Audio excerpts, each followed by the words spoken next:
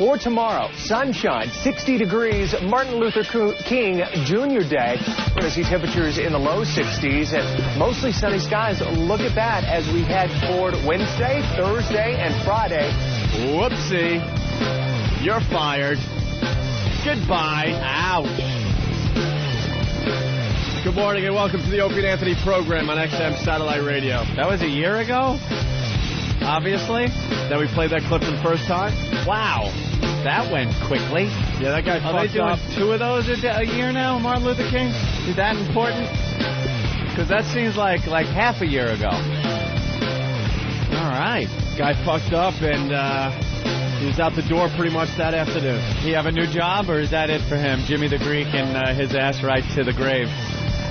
I have no idea what happened to that guy. Poor guy. Poor guy. How do you go for that next job?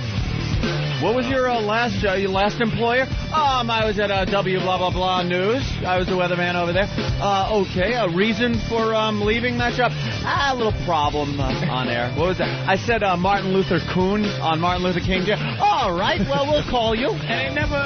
Why don't these motherfuckers ever fuck up white people's names? See, this is why I'm here today. Just to make sure white people behave themselves on Martin Luther King's birthday. We have to behave ourselves. No one ever says, hey, today's George Washington Faggot's birthday today. Why are they always frauding and slipping with niggas? I don't understand it. They give him crap about the wooden teeth, I think, is that thing. And, well, President's Day, right? Isn't that coming up soon or something? I don't know. Like they want to lump it all into one thing. But Lincoln's getting a little abuse on the History Channel. I gotta watch this. See, look, what is the coalition between Lincoln and him getting a bad rap? He helped niggas out. Now they gotta expose him for the nut case. He was a schizophrenic. He's a fucking nut. They're like he was waging 2 wars, one on the battlefield, one in his head. I know one in his head was helping those niggas be freed. On the morning. What a mistake. On that dreadful morning in 1964, he woke up and said, I freed the what?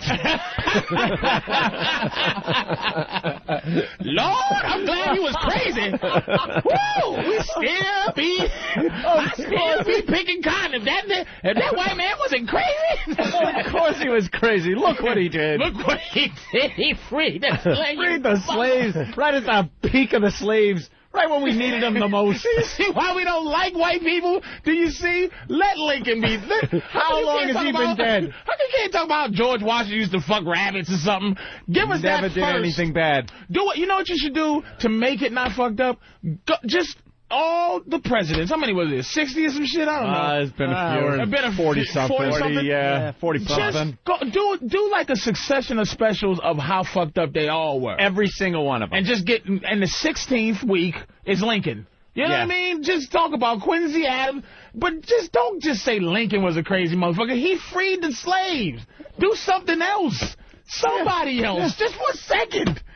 Do you know that absolutely was not a noble thing that he did? Like, it wasn't out of nobility. I've seen so much on this and read so much. It was absolutely the fact that it crippled the South.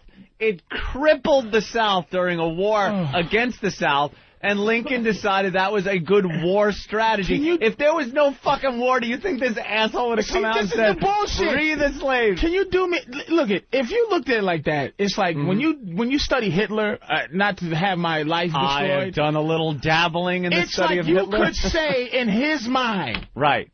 It was a business decision. It wasn't personal. It was like the Holocaust was so that his soldiers wouldn't go crazy just shooting people in the streets. It was a helping them out at the beginning. It was all about getting Germany back in every facet, in business, militarily building them back, building up their spirit after being defeated in World War I and having to give up everything. This was their way. They needed a common enemy. They needed someone to blame. Right. They put that blame on the people that were successful in Germany at the time, the Jews. Right. Who were making the money. But you can't.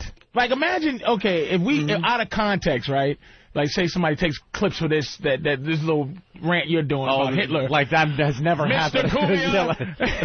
Oh, believe me, they got 800 other ones of me talking about Mr. Cumia has a little mustache now to commemorate Hitler's hard work. Why isn't his birthday celebrated? He's a great man. Yes, you know, is a man in history. I'm not saying he was a good man, but he was a man that was there in history. And he heard voices like that nigger-loving Lincoln. Motherfuckers are so wrong, man. You guys are so wrong. White people are so wrong when they do stuff like this. So right, Patrice. Listen, I am the only one looking through realistic eyes at the whole picture. So what if Lincoln? Lincoln freed the slaves because it was a great thing to do to fuck the South. But it's like it's all about defeating the South. The South is trying to build and feed an army based on people going, all right, I'll get you that sugar, whatever you need, boss. All of a sudden, there's none of them motherfuckers running around.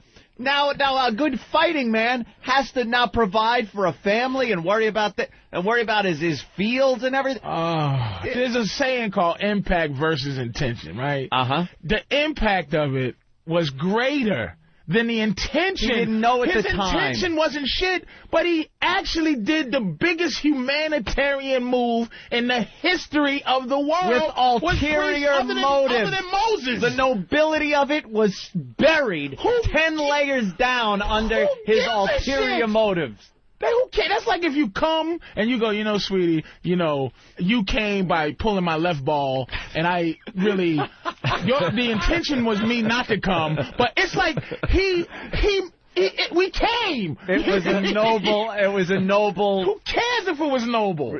But the end result was noble. You just said, well, let me get this correct, because we don't want to get nobody in no goofy trouble.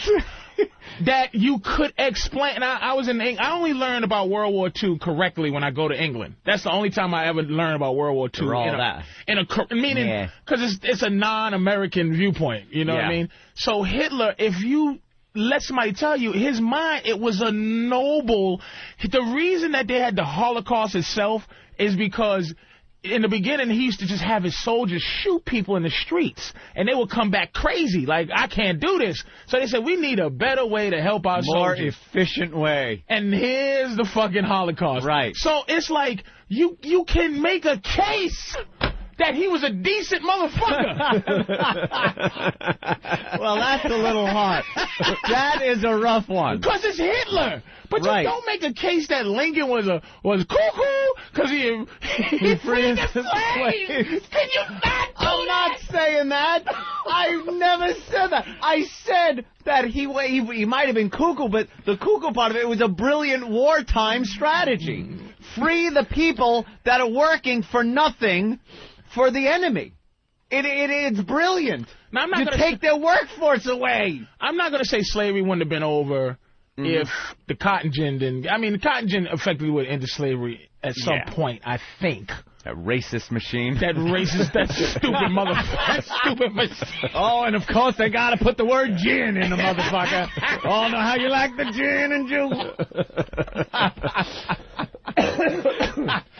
The cotton crack.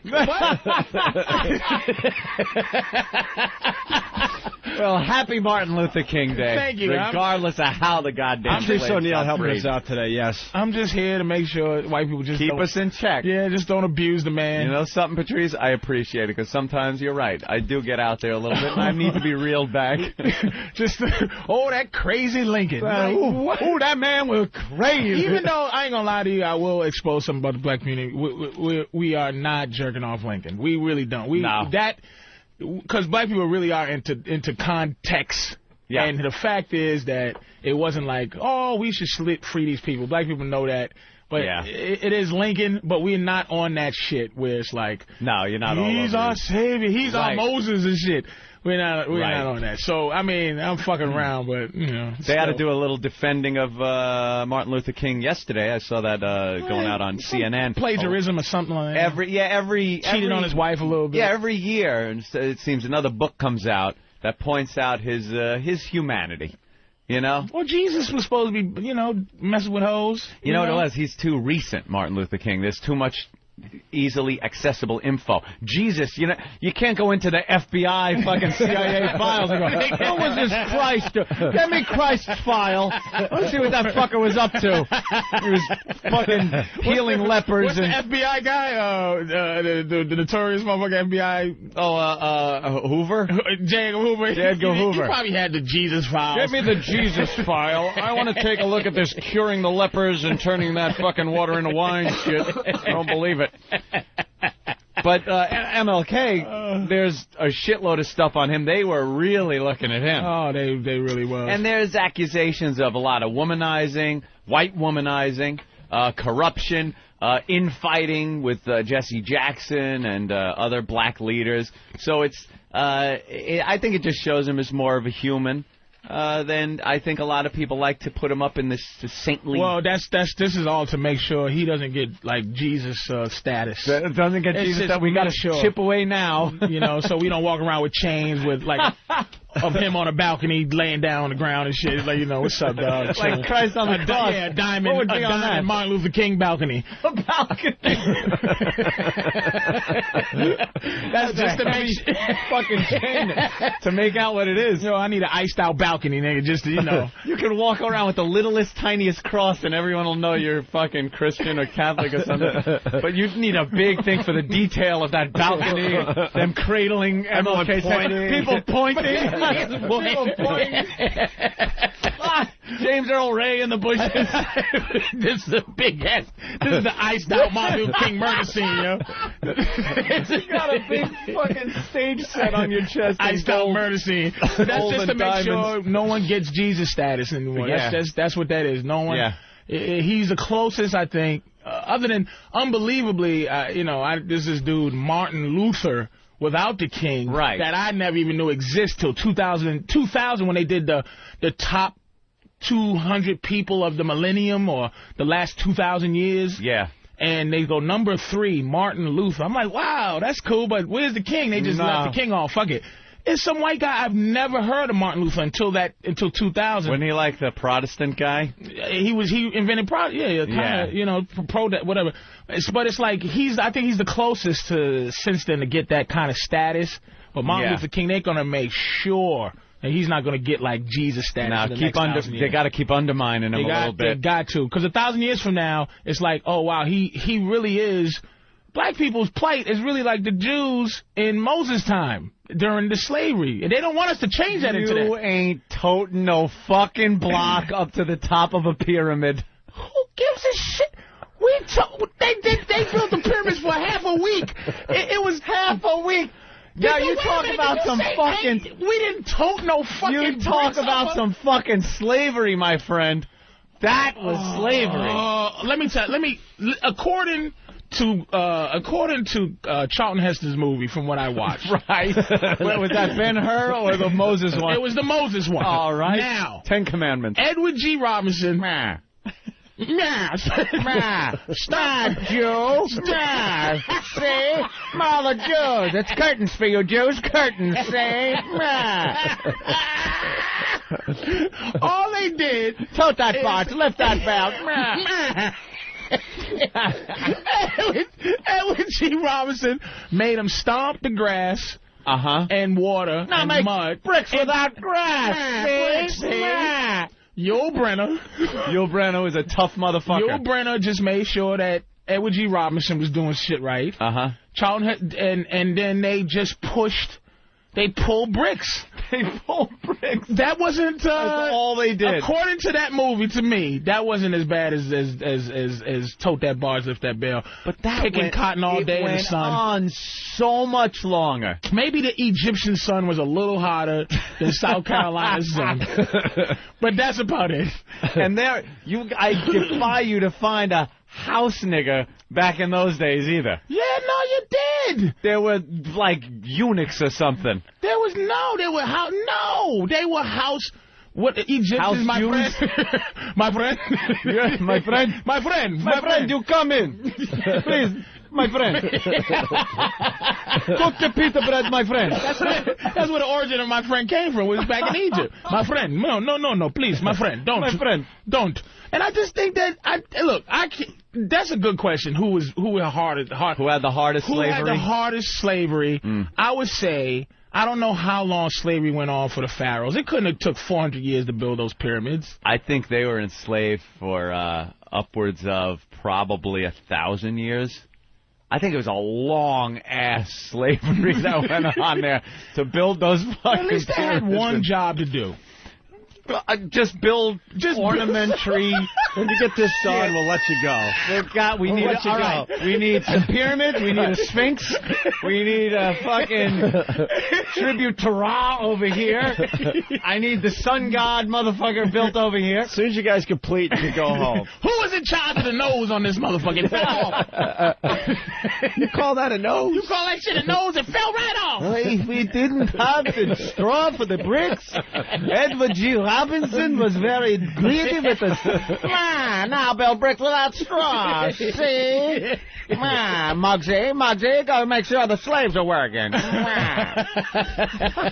So happy MLK to everyone out there. Yes. Whatever. In conclusion, no whatevers, Opie. No whatevers. Whatever. This is enabling us to sit here today, Martin Luther King. It's your day. I just can't wait for the day. This show doesn't acknowledge MLK. That's why we're working today. That's why we're working. Look at us working. It's a company holiday. We're like, you know what? This is one holiday we refuse to take. You should have did this right out of Arizona. Special Opie and Anthony live from Arizona. Not only are we going to work on MLK Day, we're going to have Patrice O'Neill in do the heavy lifting for us. And I was here to make sure you behave yourself. These truckers don't call in and go, I was there when he overreacted. That nigga was faking it. He's alive. Him and Tupac and Elvis are relaxing. Too good. MLK. Yeah, happy MLK Day. All right. Well, say that with love. I do. We did. All right. I appreciate it. We're going to do like black rejoiners and stuff when we come back. The guy actually during the probably some of the worst times in American history was able to unite black people, something that other people have not been able to do. They've tried to come to the table, and I just can't see it happen. Marcus Garvey was close. Yeah? You know Marcus Garvey? No. No Marcus Garvey? See? I have no idea. You got to stop. You white people got to stop. But if he was such a powerful, uniting leader, the whitey would know about him because we'd be shooting him. You know why they don't know about him? Because he actually had the plan that was going to save us. He created the Pan-African movement. He bought ships. Is that Liberia? No, Liberia was that was supposed to be our fucking Israel. Because the send every African back to Africa plan, I think Whitey would have gotten behind that one. It wasn't a back to Africa. It was stay in America and trade with only Africa. We have our own ships and trade with only Africa. When they realized by fucking 1800, they realized black money was the shit. We wanted to spend some money. They just realized we do that. Nigga Rich was some shit from, 1816. And we just bought shit. And they was not trying to have us go back to it. That's why Liberia failed. From Africa, though, back then. A fucking rhino horn? Fruit, I guess, motherfucker. I am not buying my rhino horns here in America. Fuck you. I'm buying them in Africa. Sugar, diamonds. A lot of rich shit over there. You know something? We need that. Yeah, Tyrone, go to the warehouse. We need 18 pallets of lip plates, and we need some neck rings. Only from Africa. I am not buying this shit from the white man. They will not see 1 penny of black dollar. Oh, Anthony's just a dirty racist. Lip rings. This is what you still think of us. That's what's fucked up about this. That's the shit they showed me on PBS when I was a kid. Oh, thank you. That's all they showed me. All I knew about Africa. And the carrot sticks on the Johnson. The guys with the sticks on their dick that shot the fucking blowguns. And the non-bungee cord jumping. Right. The vine around the fucking ankle and jump off the tree guy. Right then they left. And you just, even as a kid, you're watching and going, what fucking savages. Why the hell aren't they building cars? I didn't understand. It was the way it was presented. Patrice, I apologize, but I was raised in a time that was very non-inclusive, especially on TV. Dirty country. I would see this guy, the guy with the stick on his dick, He wore the stick. They painted some red on him, and he had the blowgun. And he shot the monkey in the tree, and you'd see him go, and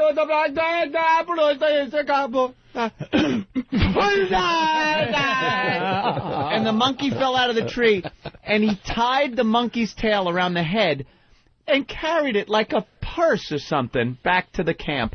And I thought, how clever that he was able to fashion a little handle out of the dead monkey. But how come it doesn't stand out in my mind? How come it doesn't stand out as much when you watch old... Like, now, you got to go back to the year 1 to see a fucking African act like that.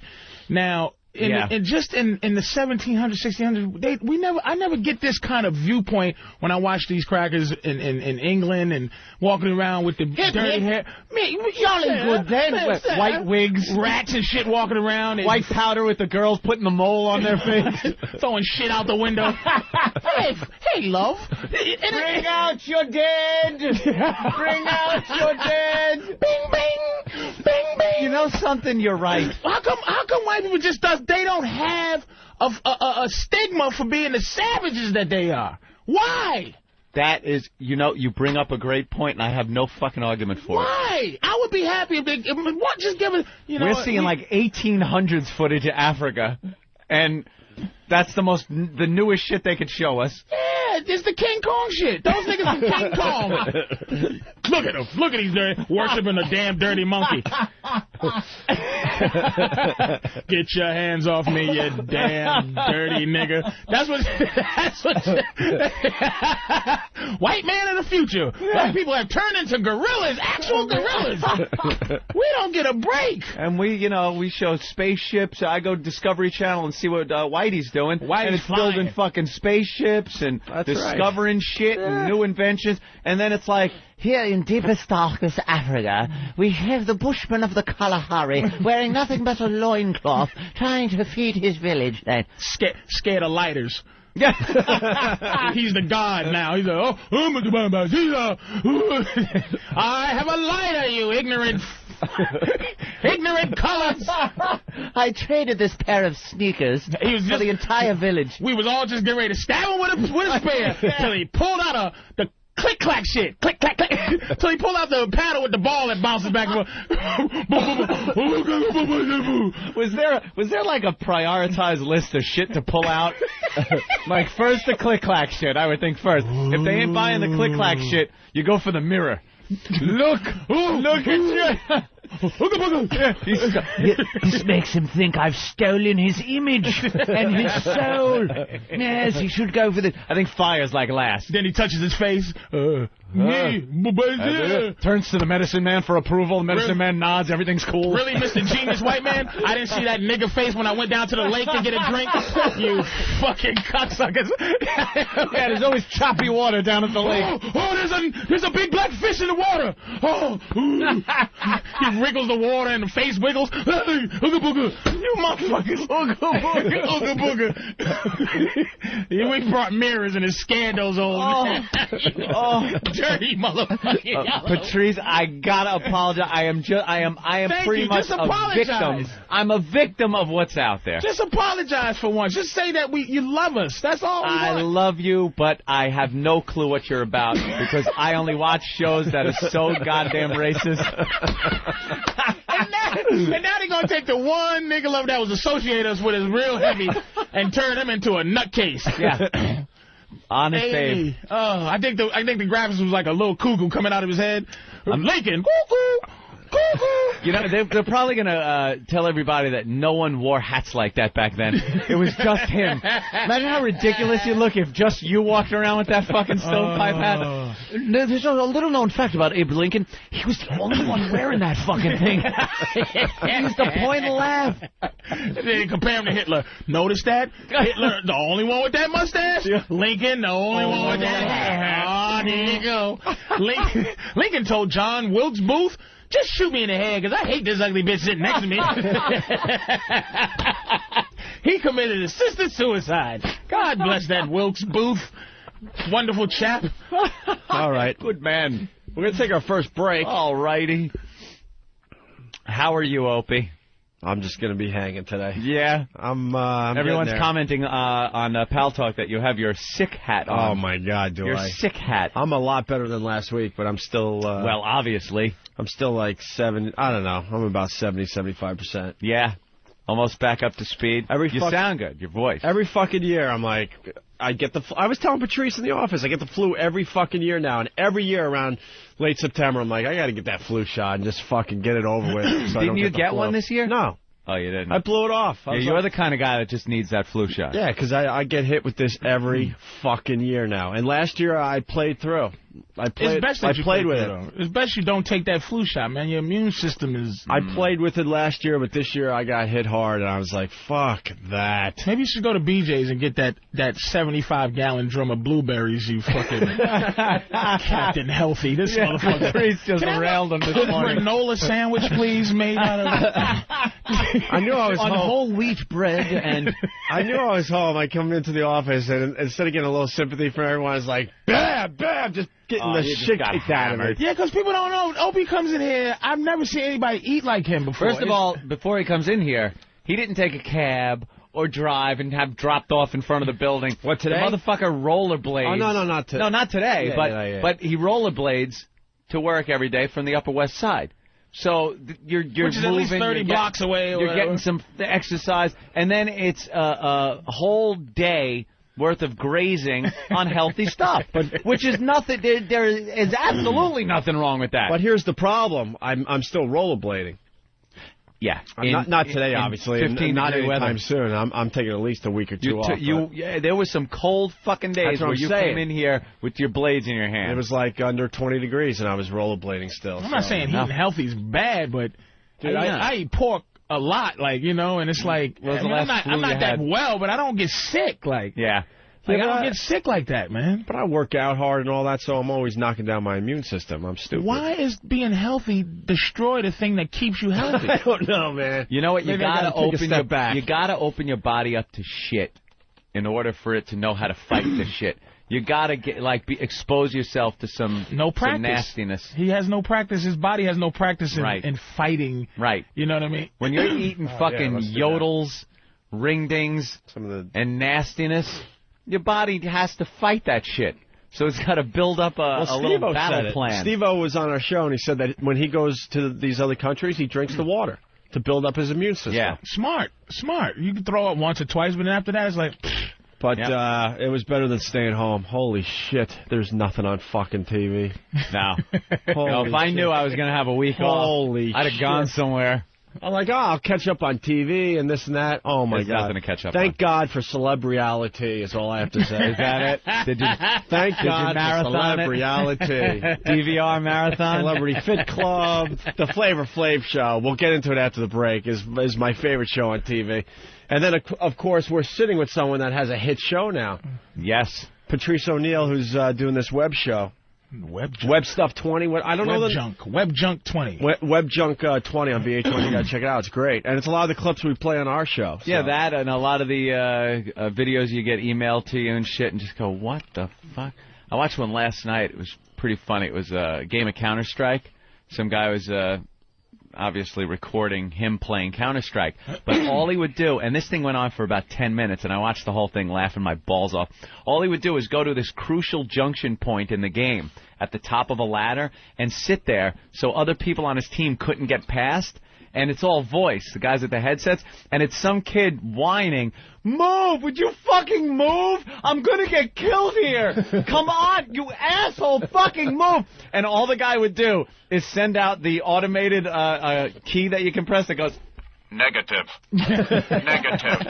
And the kid's like, "Move, you're gonna get me! They're shooting my feet! They're shooting my..." And he jumped down, take the guy out, climb back up the ladder. Fucking move! Negative. The guy was being the biggest dick, and I watched all 10 minutes of it. It was hysterical. Just a prick in the game. That's great. We got to find that audio. Yeah, we'll play a little bit of it. Well, Patrice, you were saying you're playing a video game where it's not even fun, the Xbox thing? It's not, what is it, Call of Duty 2. Call of Duty, It's not even fun. It's like real war. It's like you It's strategy. Like, you can't just bum rush the dudes. No, like it's not a run and shoot. What is that? The AI thing? The artificial intelligence. You can't just go rush them. There's a guy who the only help it gives you is a grenade implicator. That the grenade is implied around your area. That's the only way that you'll continue to live. Other than that, it's like real World War II. Like, you go, oh my God. Like, you start to get nervous. Like, holy shit. I died. Like, you always imagine yourself in war, like being one of those guys, and you live, but it's like, okay, I'm crawling, and then a dude is right there, and he shoots you in the back of the head, and it gives you, and here's how creepy it is.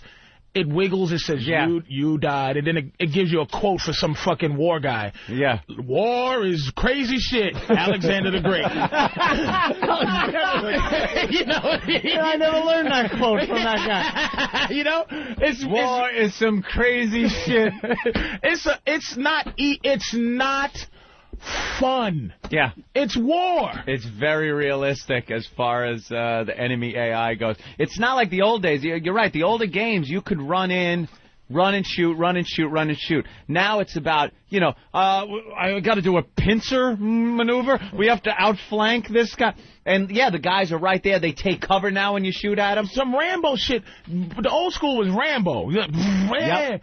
This one, the only two things that's game-like is one, like I said, it tells you that a grenade is in the vicinity. A little grenade, and it'll be an arrow that's pointing towards where it is. Yeah. So if it's behind you, the arrow's pointing down, and you run forward.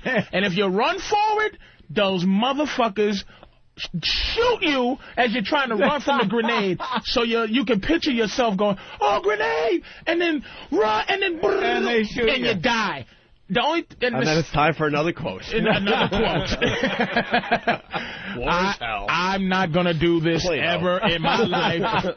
Winston Churchill. Right. You know? And the only thing that's like game-like, it gives you barriers that you can't go past. Yeah, like a broken down building. A broken building with a crack you can't squeeze through. You can't quite get through. Just to keep you on that thing. But other than that, dude, it is.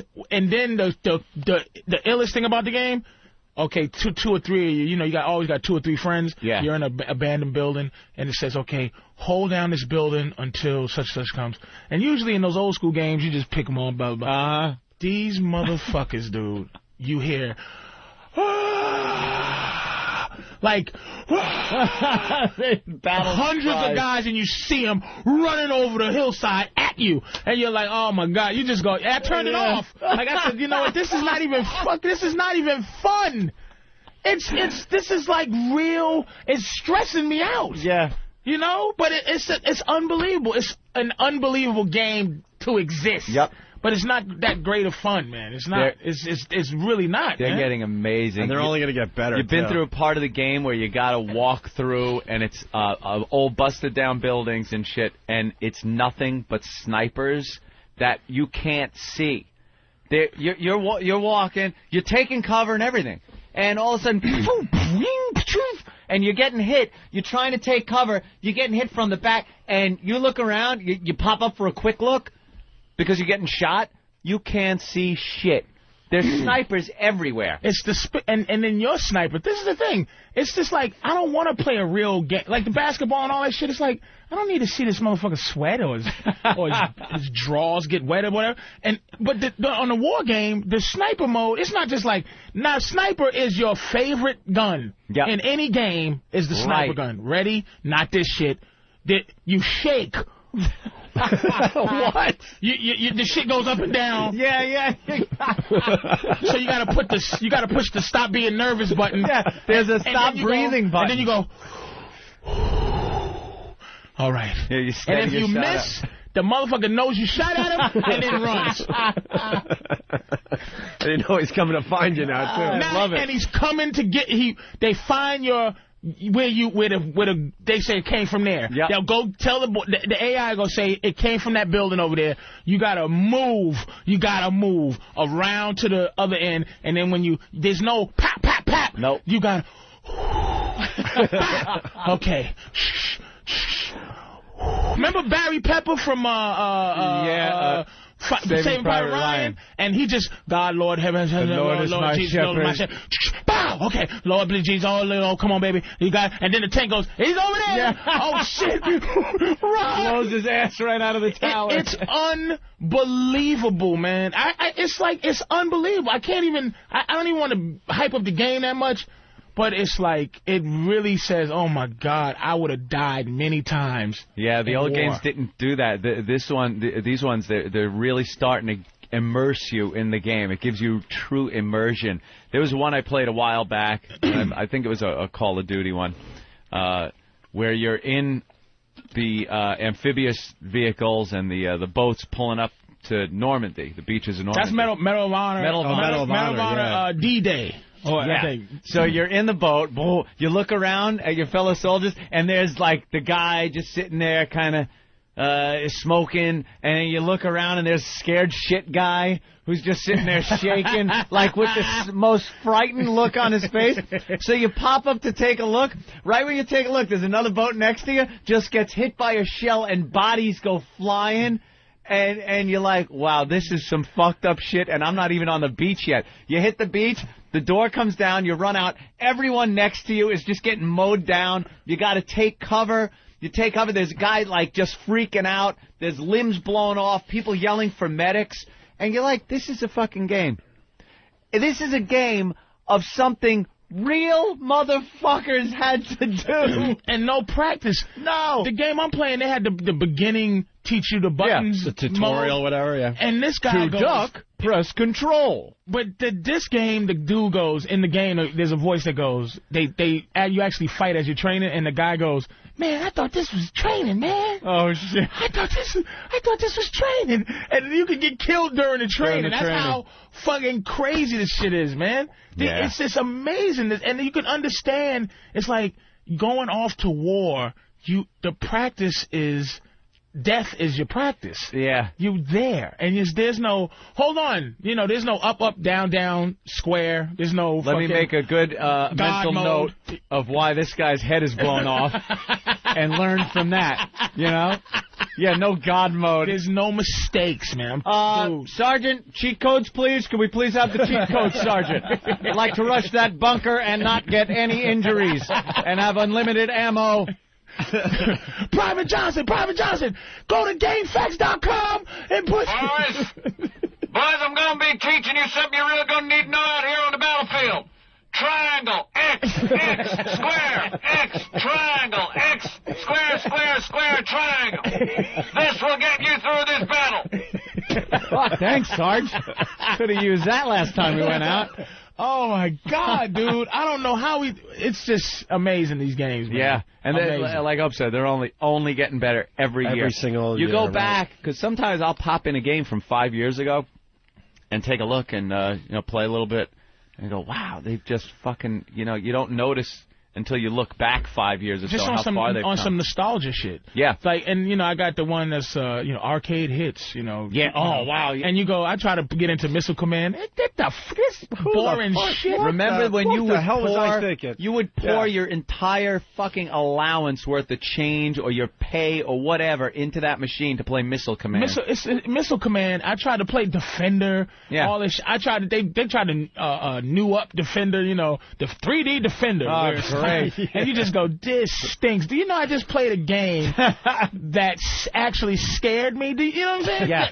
That actually, when I said, oh wow, this is not. I don't like this shit. I jumped. I'm playing King Kong game. It's like, you throw the spear in the animal and it cracks the spear out and gets up and runs at you again.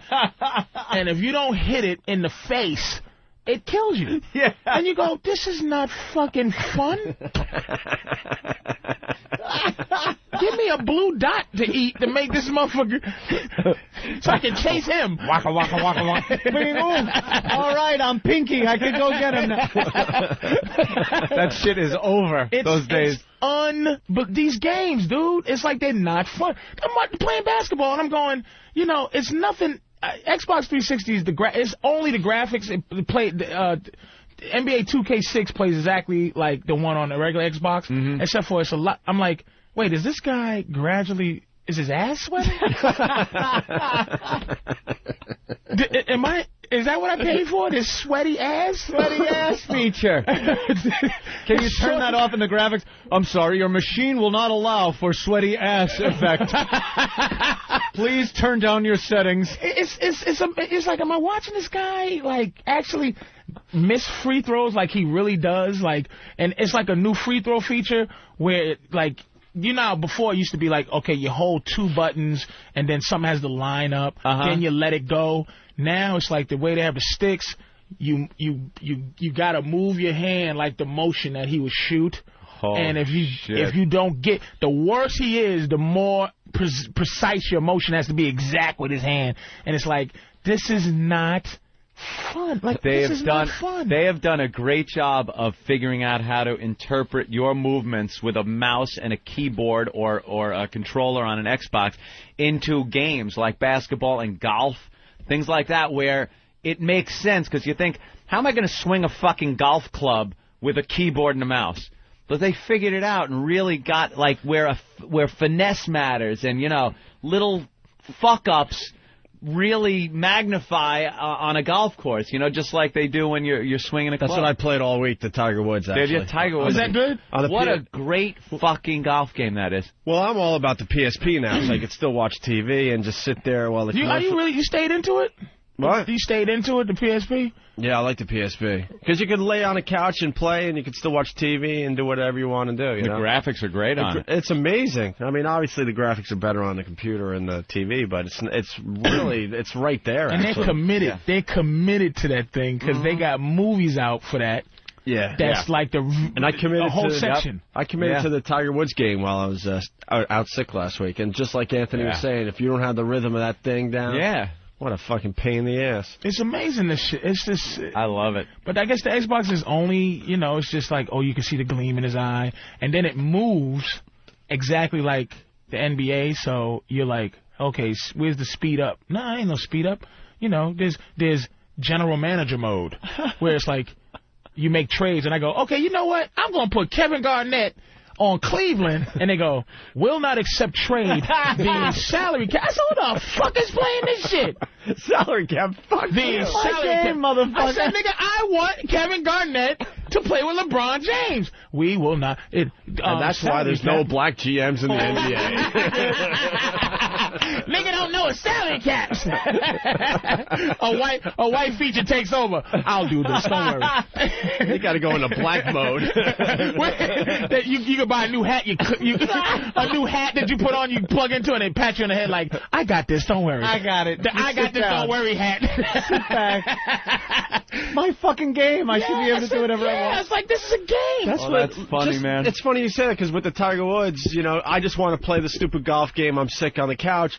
But you have to buy all the items to make yourself better. It's like, I have to pick out a fucking watch so I can hit it 5 yards further? What? I just want to fucking play You need your rollie, man. Right. So you got to get, like, the right watch. And then if your shirt doesn't match your pants, it's like, you know, now you can't drive as well. What? And the clubs. All I know is the putter and the big fat head club. Yeah. It's like, okay, use the 14 iron to hit it between 25 and 46. So it's like... You need the right club. It's so stupid because you got to go shopping in this Tiger Woods game. I don't want to go shopping. I just want to play another round. Go to the pro shop.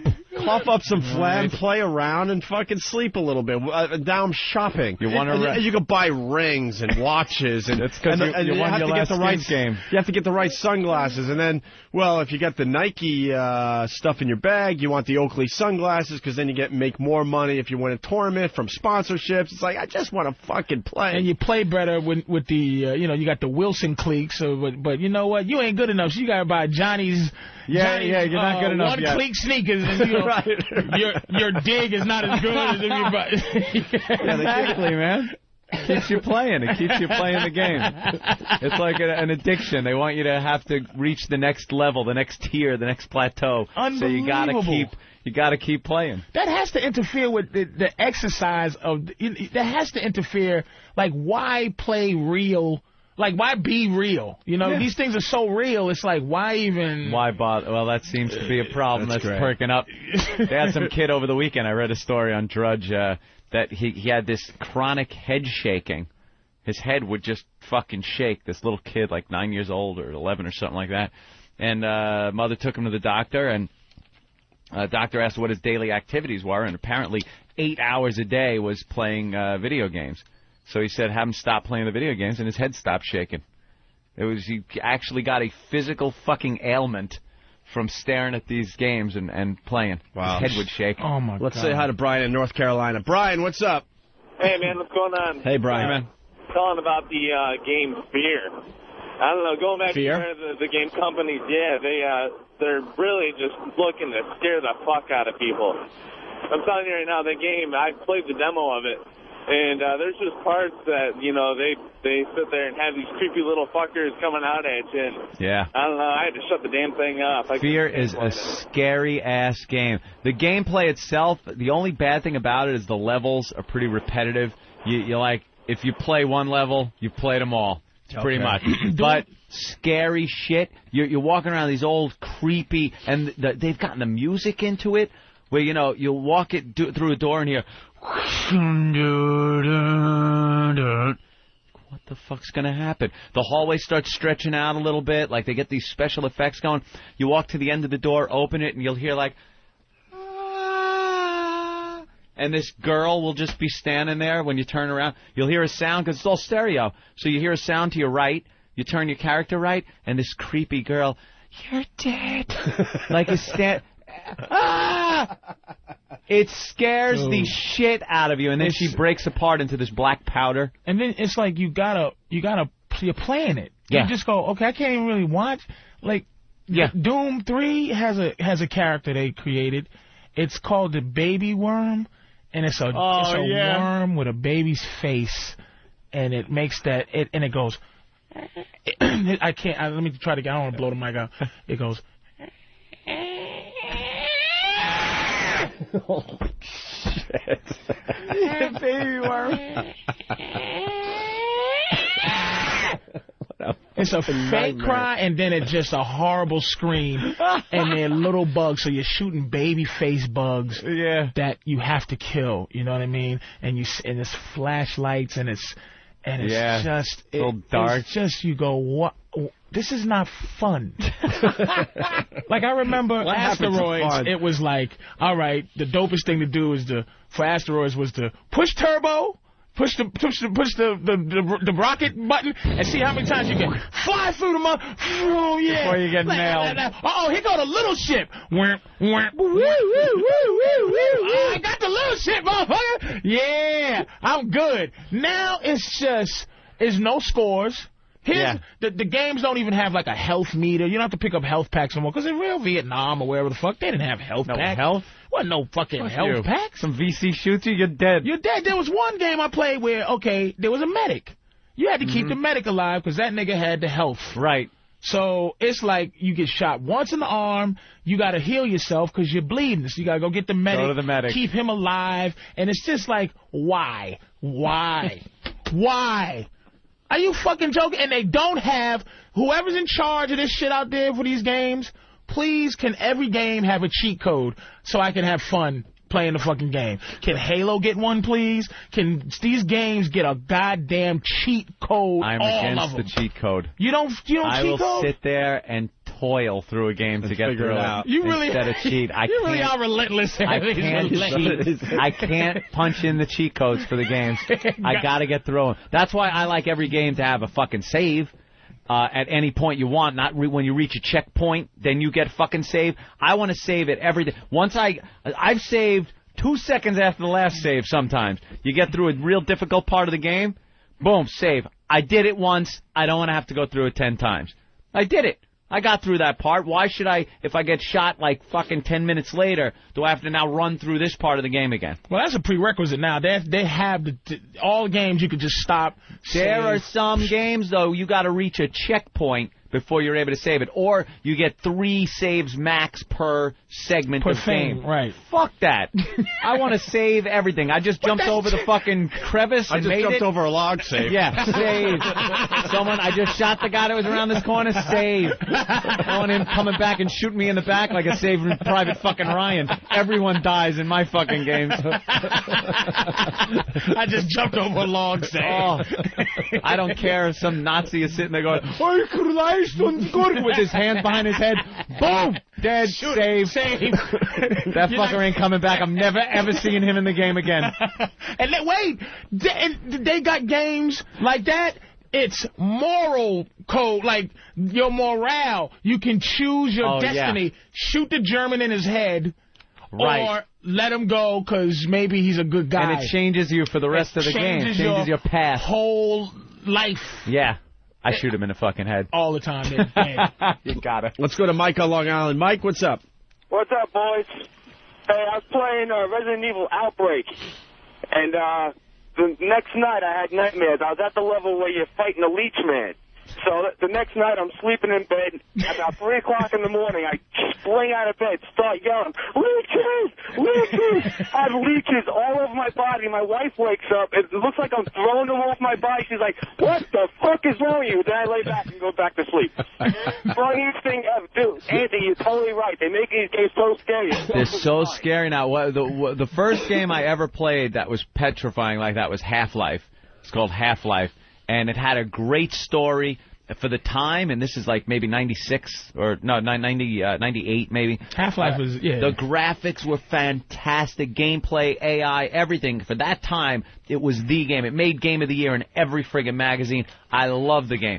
Half-Life 2 came out. It's all right, not as good as the first, but still. They're trying to build it up. They Half-Life 2 yeah, a little bit. Their AI is amazing, and they have ragdoll graphics for the people you shoot, so they fall off rooftops and just their arms will bend behind their fucking head. Right. And the gravity gun is very cool. But talk about scary games.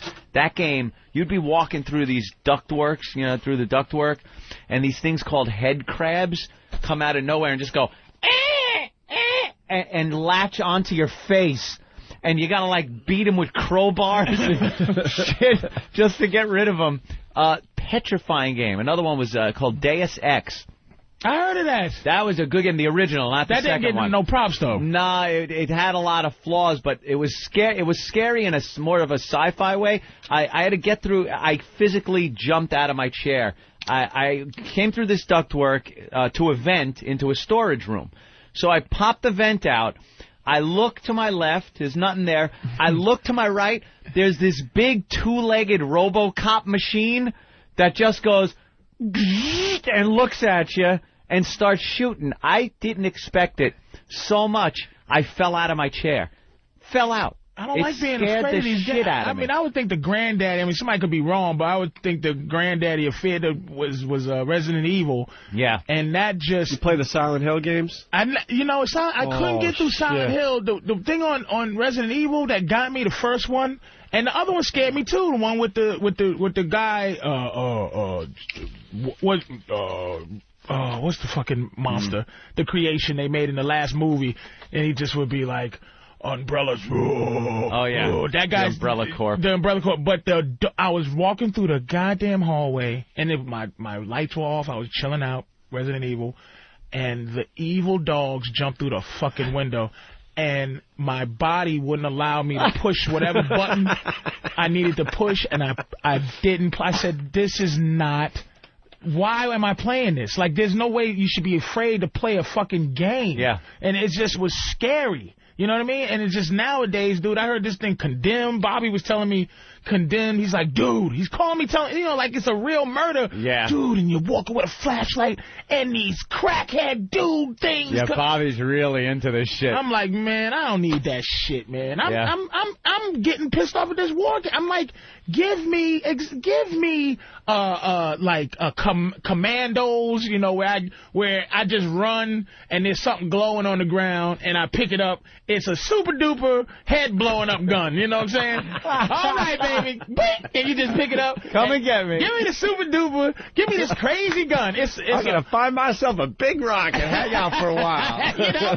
It's like that's it. I do. Right. Not like I got to shoot a German and then you don't just go running over the gun. Nah, you got to rifle through his fucking pockets. While they're shooting. So you got to duck down, and the guy goes, go check his pockets. And you're like, okay. And you're looking, you go, I got a clip, so I can continue on. Yay! Yeah. Choose the right weapon. You go, okay, all right, now, okay. I picked up. So if you gotta make decisions, you go, either I'm gonna pick up a machine gun, right, or I'm gonna pick up a bolt action rifle. Oh, you can't carry 20 bazookas, 3 fucking 30 rifles. I loved you used to scroll down your weapons list. Like even you would say, how am I carrying all this shit? And you just go. I got I got like 2 bazookas. I got fucking like 16 rifles, 80 pistols. I think it's a good time for death ball right now. Let me super death ball. Take this, motherfucker. I got 6 death balls. Here's how I'm gonna kill him. I'm gonna use tickle beam and then 4 death balls. It works all the fucking time, baby. You got an entire squad. Tickle beam. We really should take a break. All right. It's Martin Luther King Day. We got Patrice O'Neill in studio. He's got a great new show on VH1. We'll talk about that a little later. Also, you got to talk about your Boston trip. Oh, yeah. I'll tell you. We'll do that after the break, okay? Patrice has a story for everybody, and he'll get into that in a bit. In honor of Martin Luther King Day, we're playing some of our best clips. Here's, of course, Jimmy the Greek talking about the black athlete. All Black Day. Oh, yeah, it's Black Love this Day. one. The black is a better athlete to begin with because he's been bred to be that way. Because of his high thighs and big thighs that goes up into his back. And they can jump higher and run faster because of their bigger thighs. This goes back all the way to the Civil War, when during the slave trading, the slave owner would breed his big black to his big woman, so that he could have a big black kid. Yeah. Happy Martin Luther King Day to everyone. We're back with the Opie and Anthony program on XM Satellite Radio. How about them Colts? How about them Colts? Holy shit. Can you say choke? You watch any of the games over the weekend, Ant? Nope. Didn't watch any of the games. There were some fine football games. Didn't really care about any. Patriots any of the lost, teams. but I don't think anyone was expecting anything from the Patriots this year. What? The dynasty is over. 2? And that's well, it? no, what happened? They had a pretty fucked up team all year, though. Dynasty. They won 3 out of 4. How's that not a dynasty? It's not a dynasty. 3 out of 4. 3 in a row. 3 in a row is a dynasty. No one's won 3 in a row, though. I know. So there's never been a dynasty. Never a dynasty. Fair enough. All right. Okay, if you look at it that way. Fair enough. That's consistent. Expect to win that one. What about it's consistent. Yeah. What about the Steelers? 1 for the thumb in 81. 1 for the thumb in 81. It's not a Weren't they going for 5? No. They won 2, then they won another 2. They didn't win 3. Oh, they didn't win in a row. No. Oh, all right. If you win 2, then why the slogan 1 for the thumb in 81? Wait. I'm thinking, that means 5 in a row. No. They was going for 5. Going for 5 within. Let me tell you something. Yeah. Okay.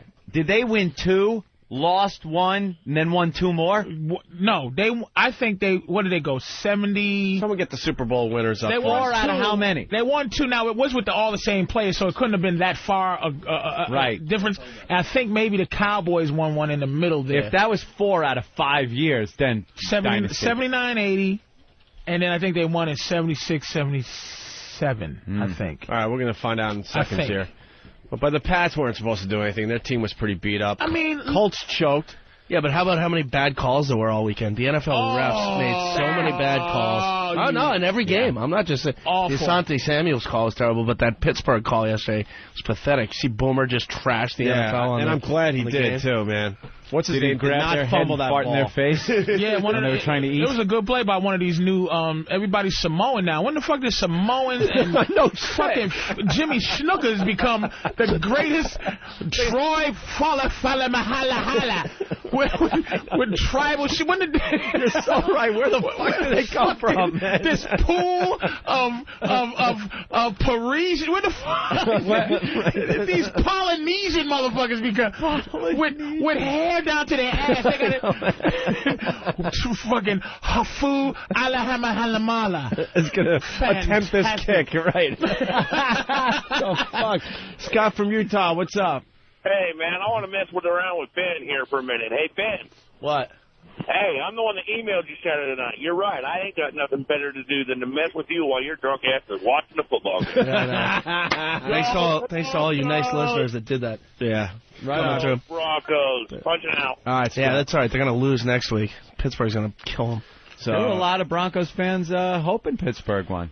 Of course, because they get home field advantage. Yeah.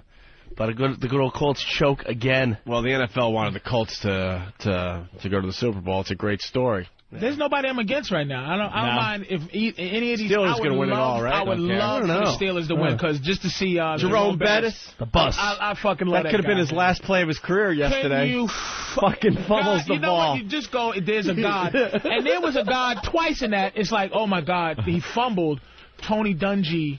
Like that whole my son killed himself. Like kind of, we're gonna let that happen.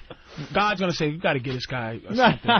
But you figure Jerome Bettis God Trump is not over. Like you know what I mean? Karma Trump, where it's like give Jerome a fucking thing, or my son kills himself. Karma. You feel what I'm saying? Like it's like you figure like oh my God, it was creepy that he fumbled. But then it's like, okay, Ben Roethlisberger, but I said they're going to win this goddamn game, man. Yeah. And then Vanderjagt misses a fit. That is creepy. He hasn't missed a field goal since he was 17 years old or something. He missed it by a mile. I know. It wasn't even close. How far out was it? It was from the 40s? 47. 46. It was a chip shot. Yeah. And then Dungy, that's a long fucking... Not for him. Not inside. Did you see the clip of Dungy's face going, he missed it? He missed it. Like he missed it? Peyton said that. So did Dungy and so did Bill Cowher. I saw Peyton's reaction was like, he missed it? Good. Peyton Manning's a pussy. I couldn't believe it. All right, here we go. 75, Steelers beat the Vikings. 76, they beat the Cowboys. 79.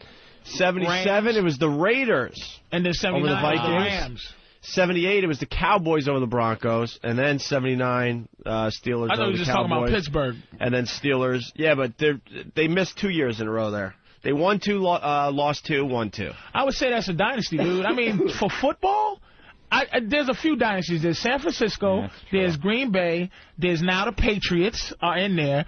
There's and Dallas, the 90s Dallas. Yeah. You see Montana running through the airport in those commercials are great. Jerome Bettis. He looks silly, dude. I love those. Montana making some quick little cute moves in the airport or wherever he is. So what? You got to give Green Bay a dynasty. You got to give the Dolphins a dynasty. You got to give Dolphins only won 2. You got 2 in a row. That's a dynasty. That's not a dynasty. I'm talking about just impact, man. It's like 3 is an impact. 4 is great. You see Bettis' parents going crazy in the stands, too? His parents have gone to they've missed, 2 games of his whole career? Yeah, they missed 2 preseason games. One was in Mexico, yeah. One was in Japan, and one was in, I think, Mexico. Mexico, I tell you, if I hit it big, my mother would be everything. My mom, shit. He changed the whole family's life, when you do that, when you can take care of your mama, she better come to my game. My mother should be at Web Junk 20. He got that first down behind the green screen. When he pushed Roethlisberger, when he pushed him, just the push he gave him to get him that first down, that guy's strong. That's just a monster. That fucking looking at Buffalo 4 times in a row like that. 91, 92, 93, 94. Just all in a row, all in that loss column. Dude, I lived up in Buffalo during those years. You want to talk about a whole city wanting to commit suicide at the same time. And it was a great team. Great. Daryl Talley, Bruce Smith. Wow. Jim Kelly. Who was the receiver? You got Thurman Thomas, Andre Reed. Yeah. They had a great team, dude. They had a great team. Mike Beebe. And what you don't understand, living in New York, I had the opportunity to live in Buffalo. When it comes to football, that's all they have. That's all they talk about. They work during the week just to get to Sunday to watch the fucking Bills. That's all they do in Buffalo. When they was going to the Super Bowl? I believe so. I don't know. I've lost touch with the team over the years. There's no hope in their eyes. Well, Marv Levy, they just signed him as the general manager. He's 80, and he wants to coach next year. Yeah, he wants to coach. That's pretty good for 80. And what's his name? He's like telling him, calm down, Marv. There's no hope. There's not. There's some franchises you go, there's no. I'll tell you, man, the Patriots, I'm a fan of the Patriots, and what changed them was Bill Parcells, who just goes, Bill Parcells comes in and goes, get rid of this stupid fucking logo. This is not even up to date. There's no aerodynamic anything to this dumb guy holding the football. Oh, the stupid old Pats logo, right. He's squatting, taking a dump, or taking it up the ass guy. Parcells said get rid of it. And it became a reasonably respectable team up until even now, like Bill Jets. But the Bills, you don't feel hope. And you don't feel hope for the Jets. You just don't feel. Well, they tried. You they feel tried like the logo it's not change. going to happen. Well, it's something about and Herm Edwards doesn't feel the hope either. He ran away. He said, "See you boys later." He should have heard these sports guys call him a dirty traitor. They call him a dirty traitor. You see the papers? Herm Edwards barely. The last play was over, and he already had his bags packed. And they mad because he says, you going anywhere, Herm? I coach. I love the. Let me tell you, when I was born, it was either New York or kill myself. I'm done.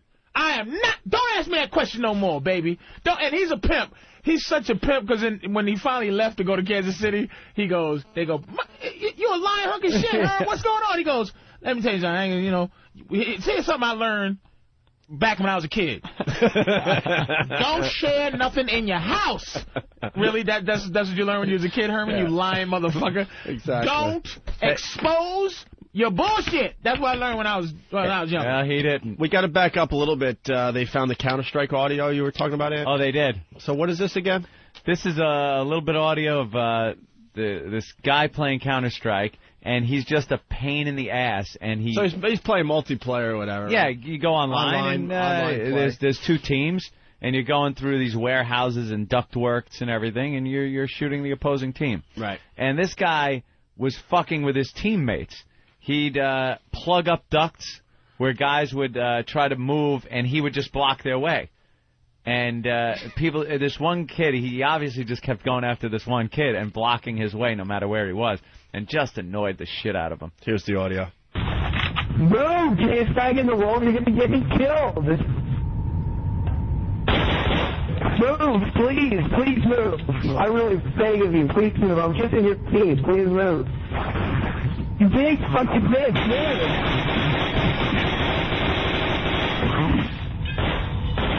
My God, you're going to get me killed. Move. Oh, bitch, move! If I fucking die, I'm gonna go to your house, I'm gonna rape you. I'm gonna rape you so bad that your ass will hurt for 1,000,000 years. No! God, you're gonna get me killed! Oh my God! Oh my... Do you know what's gonna happen? I'm gonna get that lucky next time, you little bitch! No, move! Oh God! Oh, move!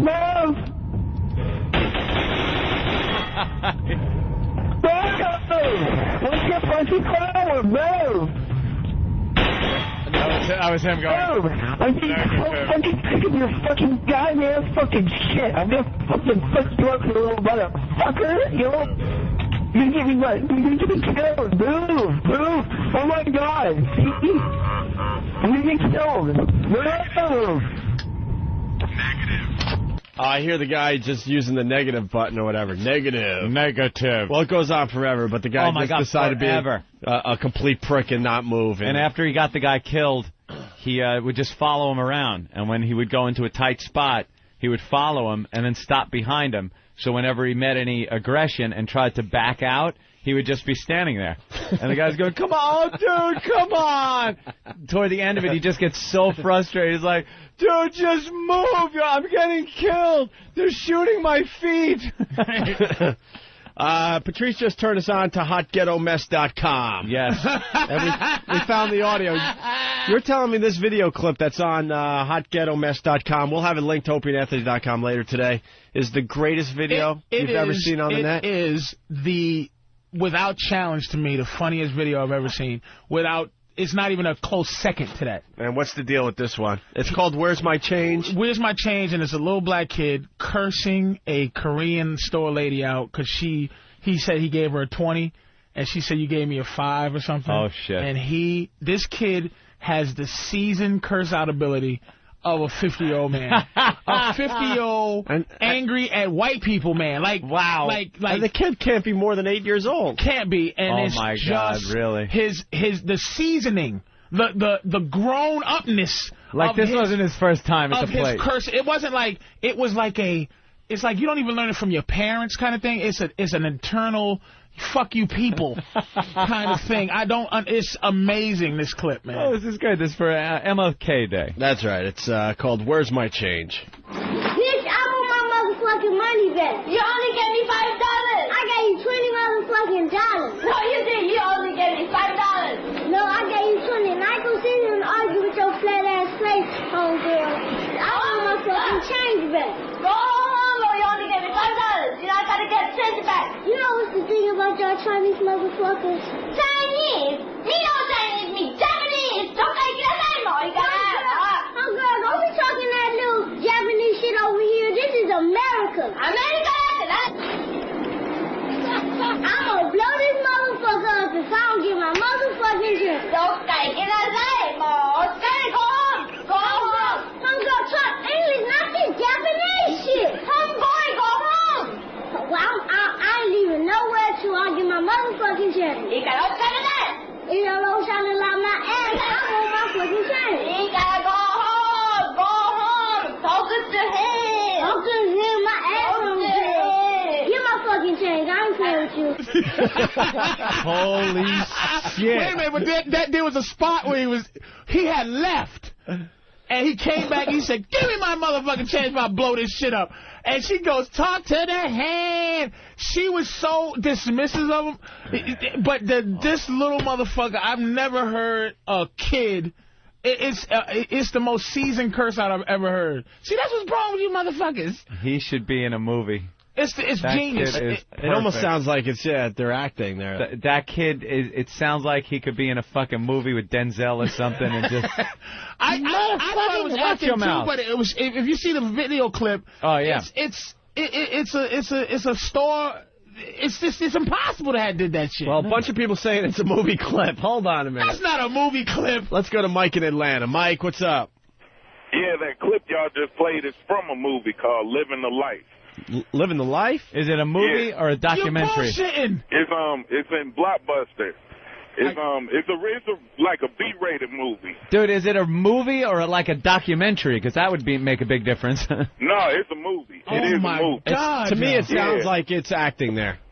Even though the kid's great because he's 8, but... it's genius. Are you serious? It's a fucking movie?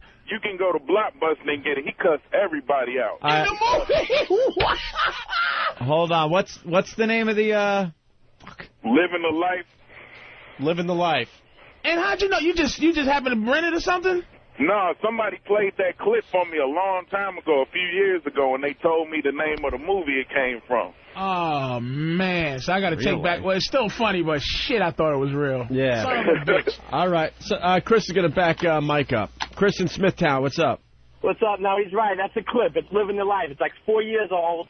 The kid tears up everybody in every store. It's just, you can see it's completely acted, but it's fucking hysterical. Oh, crap. We'll have to get that movie. Eric, you got to get that movie and get the clips of this black kid. Oh, shit. All right. How come it ain't coming up on IMDb? All right, thank you. Because it's...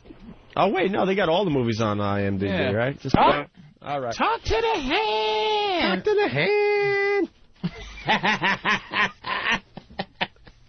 Oh, shit. My ass, that's funny. All right. I guess it's less funny that it's a movie. Yeah, I guess. Patrice, you got to tell your story.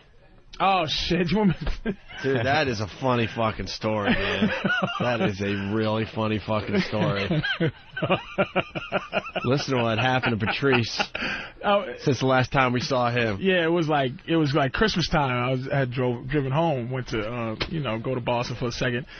So I'm driving back through Connecticut. You drive and you get that scared tired, like that tired that you go, oh my God, I'm getting ready to die. Tired. Like you don't have any more confidence in yourself that you can keep yourself awake. You're like, oh damn. It's cold, so all the windows are down. Yeah. Fucking Young Jeezy. Yeah, I'm up, motherfuckers.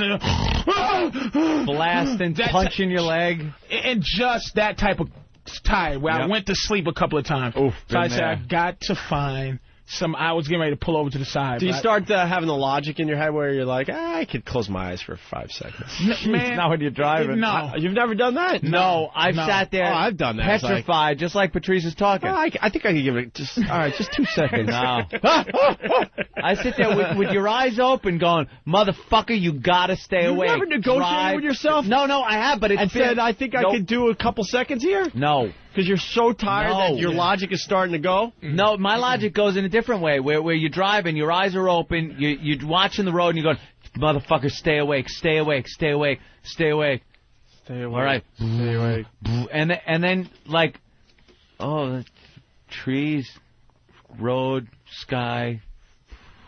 Yeah. And you're just out, and then, what the fuck? I was just telling you to stay awake, asshole. At first you're driving, and your hand is at the bottom, where your hand is pointed up, and you're controlling the bottom of it. Then when you get those scares, you put your left hand out the window, hang out the window, drive with your hand on the top. Okay, I'm up now.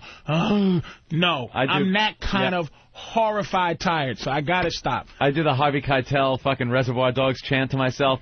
You gotta stay awake. Come on. I smack myself in the face. Stay awake. Stay awake. You're gonna fucking stay awake. I don't know. Like the truck drivers, they must know tricks to. Yeah, they know tricks. All right. It comes in a bottle. Or it comes in fucking a piece of tin foil or whatever the fuck. Oh, shit. It's called crystal methadrine. I really am a corny motherfucker. Because I'm thinking, boy, those guys, man, how do they do it? Cocaine! Coke, crystal meth, whatever keeps you fucking going. Whatever gets the load there on time. Oh, my God. Keeps you from wrapping up a family of 5. I'm sitting there thinking they must have, they channel Yum Curry, the magical truck god that gives them energy and strength. You know? Truck god. The truck god. Yeah, there's a truck god. You snort it through a straw, you smoke it, whatever. Oh my God! So I'm driving and shit, and I go. I see a McDonald's in the distant, oh shit, McDonald's fucking rest stop. Yeah. So I just do 95 till I get there. Pull in there, park. I go. Thank God. I lean my seat back. Now I what drive. time is this about? About 3 in the morning. I always leave. Way to go, Mr. Jordan. Wow. Way to go, Mr. Jordan. I just always leave late. I just always go there and come back, leave at 12. Yeah. No traffic. I kind of like the no traffic angle. Yeah, no traffic. Go down to Merritt or 95 from time to time. Yeah. So I park. I'm parked there. I put my seat back. Now I drive a Suburban, and it's niggered up big time. I got 22s just so don't fuck because I drive in New York. I would get 24s. Yeah. But the potholes fuck your shit up. So I got tint that's as black as anything, and the whole 9. So I put my seat back. Whew, thanking God. Put my my skylight up. I look at the sky and shit, just fall asleep. I lean back. You're probably out in 2 seconds. About 2 seconds, yeah. But for some reason, after about good 5 minutes of sleeping, I just my eyes open. Nothing woke me up. Just my eyes open. Right? Not a sound, nothing. Just open your eyes. Oh boy, I look to the left, then I look to my right, out my passenger side.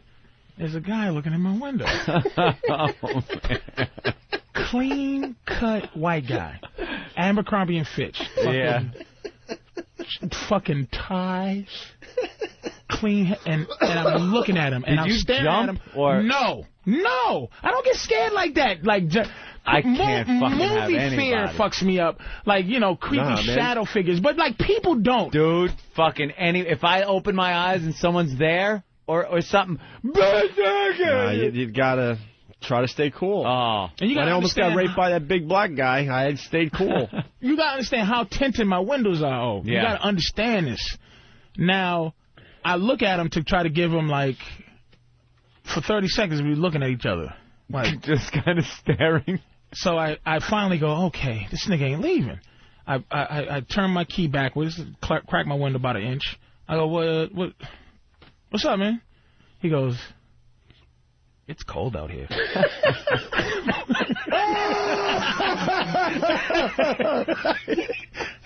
It's cold. It's cold out. I go. Cold out. I go. What?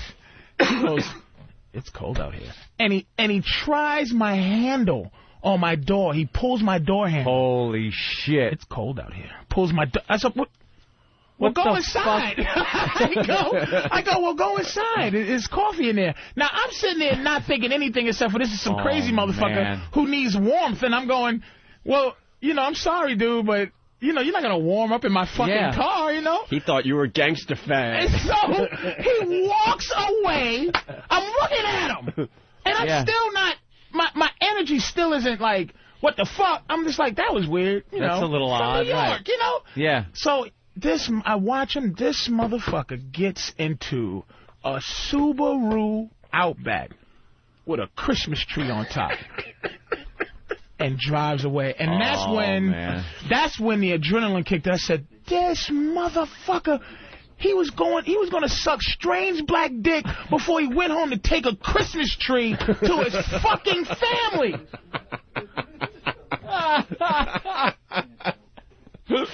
It was like drinking 14 cups of coffee and a Red Bull. Oh, you were awake. Once I said, this guy was a fag. I didn't know. I thought he was just a creepy cold guy. He's creepy cold guy. A little cold. I felt so bad for women that this guy, it was almost like I let something evil escape. Like I wanted to follow him and just warn go to everybody. And go, this guy is ma'am. Your husband is trying to suck strange gangster cock. And it was just like Gangsta Fag's song. It was a well-dressed fucking businessman type sucking dick at a Connecticut rest stop. White dude. Wow. It was It's cold out here. What? It's cold out here. That's something that you say. And pulls my handle on my door. Like you felt like you let something evil escape it like that. It felt like I let him, like I should have, like for the duty of the world, like just chase this guy. Does you think the family he's bringing that fucking Christmas tree home has any clue that their husband is sucking rest stop dick and has a rest stop code? Like I'm going, if I was a fag, is that the code? It's cold out here. Oh. The pigeons fly in January. Hop on in, faggot. Hop on it. Click, the door unlocks. Click, click. You think he drove away with Christmas music in his car? And then he gets in and rubs his hand like, it really was cold out there. That was the fag code, but it's chilly. I'm just cold. Thanks for helping a brother out. That's what got me was the Subaru Outback, and I just covered my mouth like I let evil go. I let it go. I should have followed him. Honey, I'm home with the tree. Get the kids. Tree and with the dude. I shouldn't even care about shit like that. You know what I'm saying? It's just it seems so evil. Man. Yeah. So fucking evil. Wow.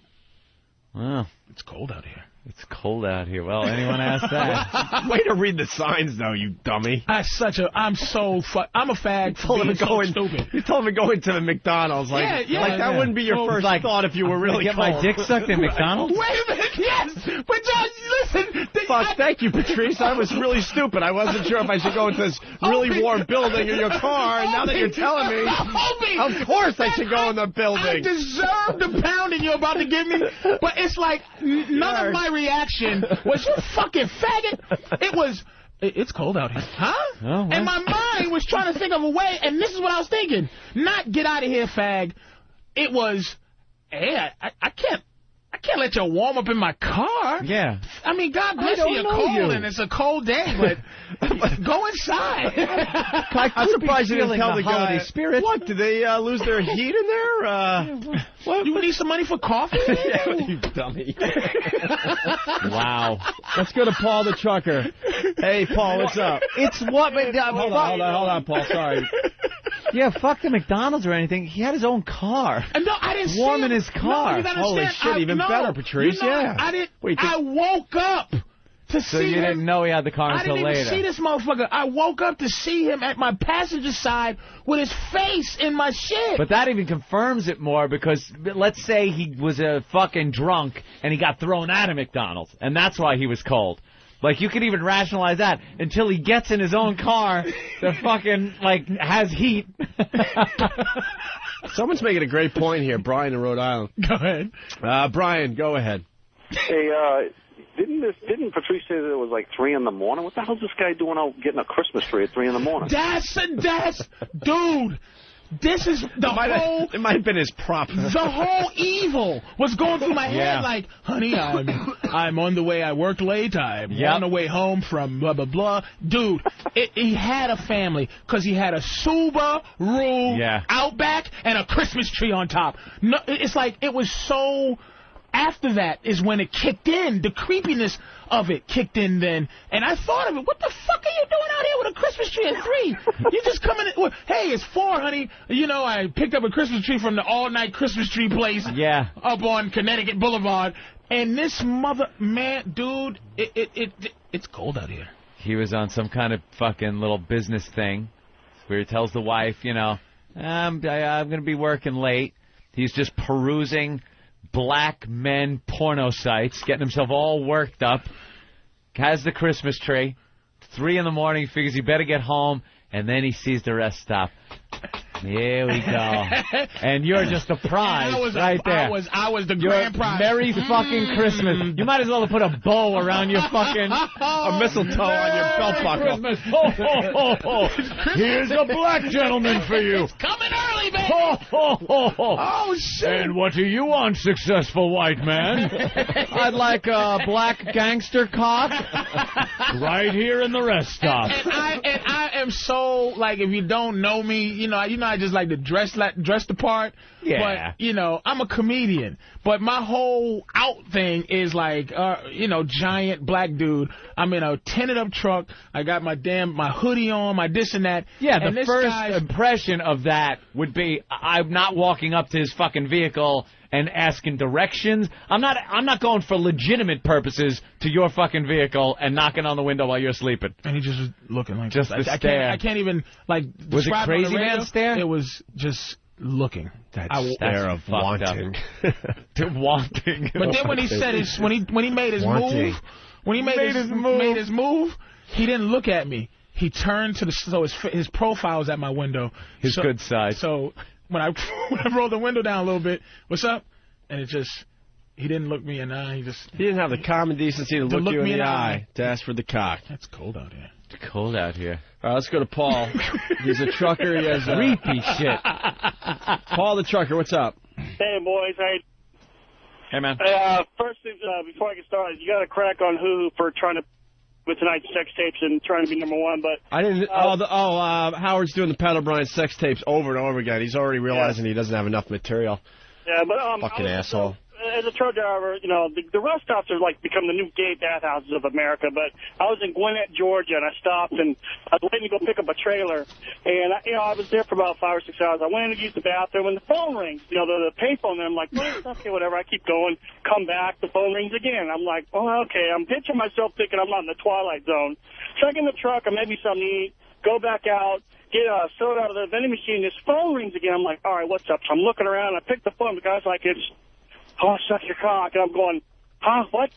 I'm looking around and going, holy Jesus. So I hang the phone, I'm walking back, and this cop pulls up, and he's just laughing his ass off.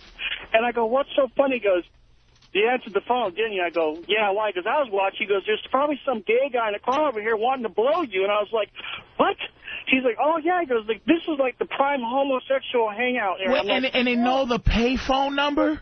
What they do is, they pull up and they get the payphone number. Then when you walk by, they dial it, and you pick it up. It's like, oh, such a cock. It's just like, holy Jesus. Fag's a genius. Because if I started to beat the shit out that motherfucker, all he said was, it's cold out here. It's cold out here. He didn't go, I'll jerk your balls. Right. It's like they're so covert. Just to get in. Keep up the good work, boys. All right, thanks, Paul. You know what it's good like? Story. It's like Dracula. You got to invite him in. See, that's what. It's cold out, and you had to then invite him in order to make the next step. When he knew I wasn't a fag, he immediately bounced. But it wasn't like, okay, it wasn't like, oh, sorry, I didn't mean it.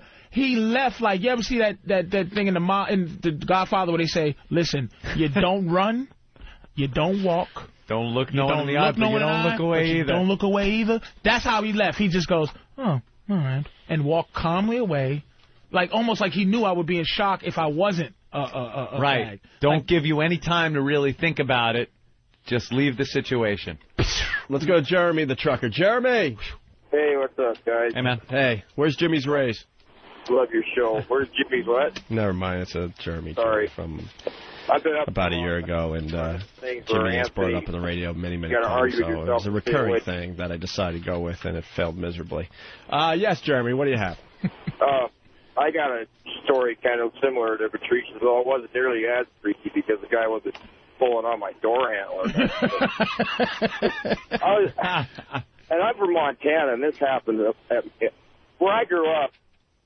Homos weren't even around me, so I'm like the biggest homophobe fucking walking around, right? And one day, I'm driving outside of Billing, and this car pulls up alongside me, and then he's just kind of hanging out there for a while. And I look over, and this guy's got a great big notepad, and he's holding it up on the passenger seat so it's angled up at me, and in big black letters, he's got BJ written on it. And it's like, it didn't sink in at first. I kind of like looked at it like, and then when I caught on to what was going on, I'm like, this fucker! And I just kind of swerve at him, and he swerves away, and then he pedals on up the road. It's going to want to kill him. Jesus Christ, starts getting hunched. All the phones just blew up. Oh. In the middle of that guy's story. What happened? Sorry, sir. They all just went bye-bye. Oh, yeah, shit. That happens with the phones here on the show. He's like swatting homos like you swat flies. All right, well. Oh, shit. We're on to something there. What can I tell you? We were going to talk about Flavor Flav. Oh, dude, that show. See, these guys aren't on the Flavor Flav show I'm watching yet. the Celebrity Fit Club. That's the one I'm watching. I watched the Sunday afternoon of VH1 just because I'm Celebrity. part of the family now. Of course, now you got at the shows. Be familiar with the shows. So, Flavs, I'm watching Celebrity Fit Club, which is actually genius, but now they're running out of fat has-beens. It's like, it's like Celebrity Plump Club. It's like, Celebrity, you could use a little exercise. Nelson club. comes in and goes, I just want to tighten up my abs, maybe get a... I couldn't believe they allowed him in there. It's like, my shoulders are still... And like, we lost a dude from Taxi and Grease because he's in rehab he's now. Just a mess. So they want to bring a new person in, and they decide one of the gunner guys. And he's not fat. Nelson guys, whatever. Yeah. He has a little bit of the meat on the back thing, but it's like Young MC is like an in-shape middle-aged man. He's still huge, but he's got a little like old guy plumpness or whatever. The little girl from Parker's Moesha, yeah, she's just a midget. She's just short. Yeah, she's tiny. But I think she got a round little booty, and I'm gonna tell you. Yeah, but she had that made. They took some fat from her gut and threw it in her butt. She admitted that already. Really? Fantastic. And she's only like 125 pounds, but she's on Celebrity Fit Club to lose a few. She's like 4 feet tall, though. Yeah. So, but she's still looking okay. She's nowhere near fat. Not a fat girl. And Kelly LeBrock, I jerked off to Kelly LeBrock. Thank you. Got a fat ass. Dude, I brought it up on the show last week. Of course you'd still go there. She's just a old, sexy whore now that I would love to pop. Nothing. And nothing Tempest, just out of novelty, I still pop Tempest. Hey, Bill eating out there. Why is Bill dressed like a fucking... Why is he dressed like a longshoreman? He's got the old Pats cap on because he's a fucking Boston Pats with fan. No shoulders. Really do think he's a strong black man with his no shoulders. He really is a comfortable little motherfucker.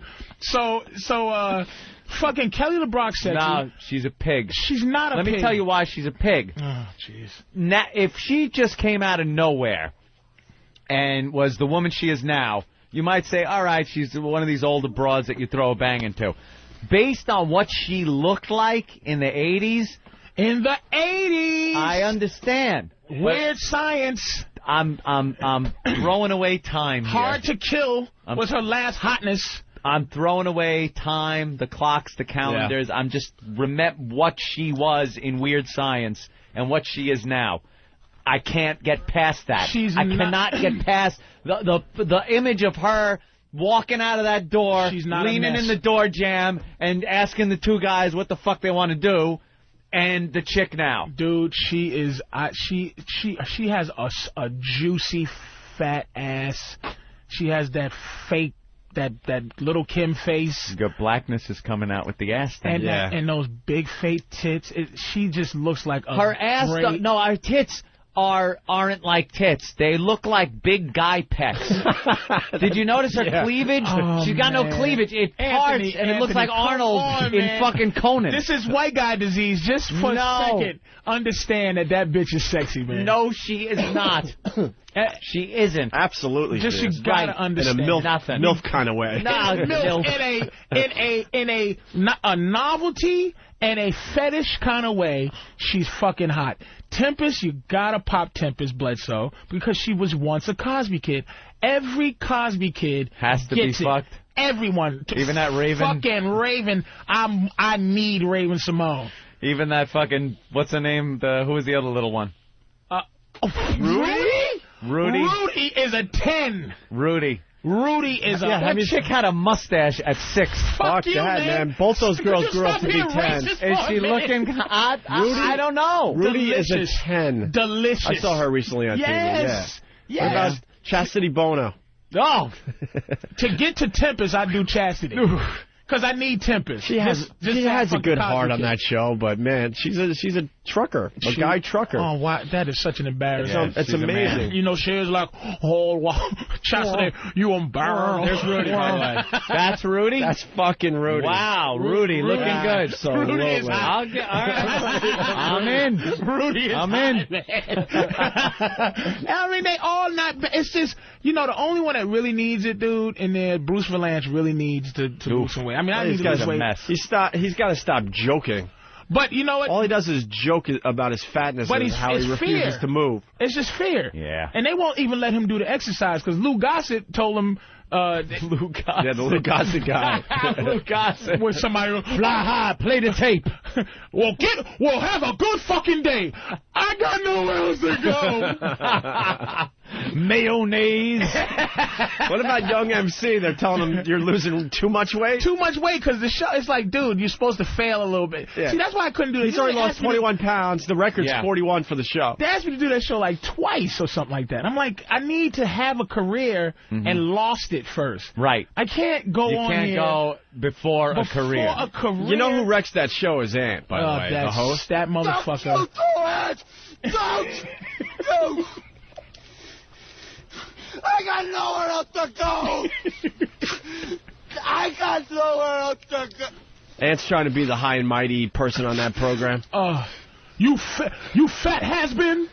You fat stinking has-been? Look at you. You used to be on a Patrice family. Yeah. Now you're fat. He's yelling at what's-her-name from the Cosby Show. It's like, Aunt, you'll never have a career like she had. Did you hear him? Like, I was like, will you shut the fuck positive. up? It's like, well, some people... What did you think this was? It's called Fit Club. Did you just get on your little sissy pulpit, motherfucker? Let me see you try to do 20 push-ups, you fucking idiot. And then the goofy I hate that guy. The goofy white girl. This is what bothers me about being a fat motherfucker. Not everything is mental abuse. It's like, Patrice, why are you fat? Well, I like hamburgers. And hamburgers will make you fucking fat. Now, if you can figure out some kind of way to hypnotize me into liking broccoli sandwiches, well, then thank you. But my moms didn't fucking rape me because I like pasta, you bitch. I know, it's so true. I'm just here to lose weight, not get psychoanalyzed by Lou Gossett and metrosexual nigga, doctor, and who you good they're going to try to psycho... It's some kind of... Well, you eat French fries because you were touched as a kid. What? You didn't get the love and attention that you needed, and now you're seeking that in food. No, I'm seeking flavor in food. We had the Snapple. It tastes good. I had rape fries. Sorry. Rape fries. The greatest Celebrity Fit Club moment was the Snapple lady. She blamed... Wendy from Snapple. Wendy from Snapple. She blamed her eating because her parents, when she was 3 years old, decided to have another kid. And when the other kid was born, she felt unwanted and unloved. And that's when she took started refuge in food. See, that's the tricky shit that they have people, like, they start to... It's that excuse syndrome we got, whereas there is no excuse, dude.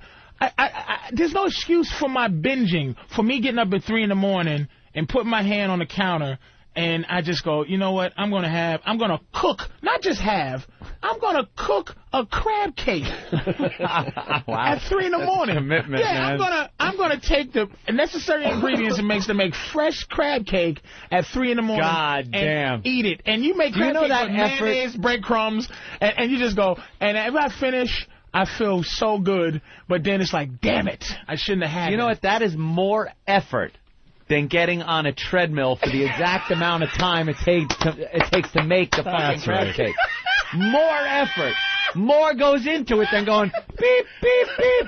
Nigga, I just ran 2 miles on the crab cake cook, motherfucker. I just cooked up. You know, it took me, no.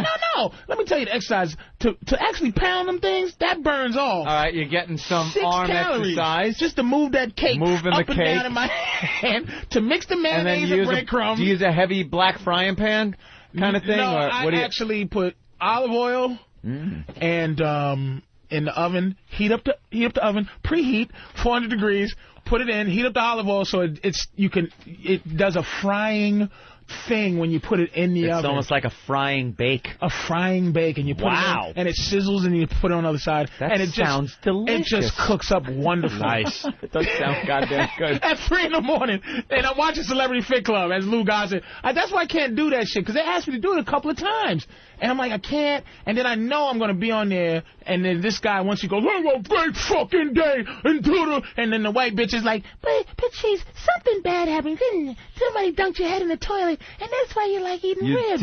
And what? Bitch, suck my dick. I just want to lose a couple of fucking pounds. Don't come in there with this bullshit. You do understand at 3 in the morning your fucking metabolism's like a hibernating bear also. So that crab cake, if you ate that crab cake at like fucking noon, it's bad enough. At 3 in the morning, every bit of it is going into your ass. And I want these Fuck that noon shit. Start cooking now. We're hungry. I want these motherfuckers that if one part of it's healthy, then I think the whole... It's like, it's only crab, nigga. Crab, celery, mayonnaise, bread, and mustard. That's the crab cake.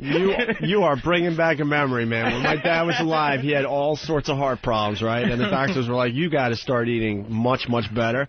He'd still go out and eat the chicken wings, the buffalo chicken wings. Shit. And we go, Dad, what the fuck are you doing eating the chicken wings? He's like, it's chicken. That's how he rationalized it. Dude, it's like chicken. In butter and fucking pork.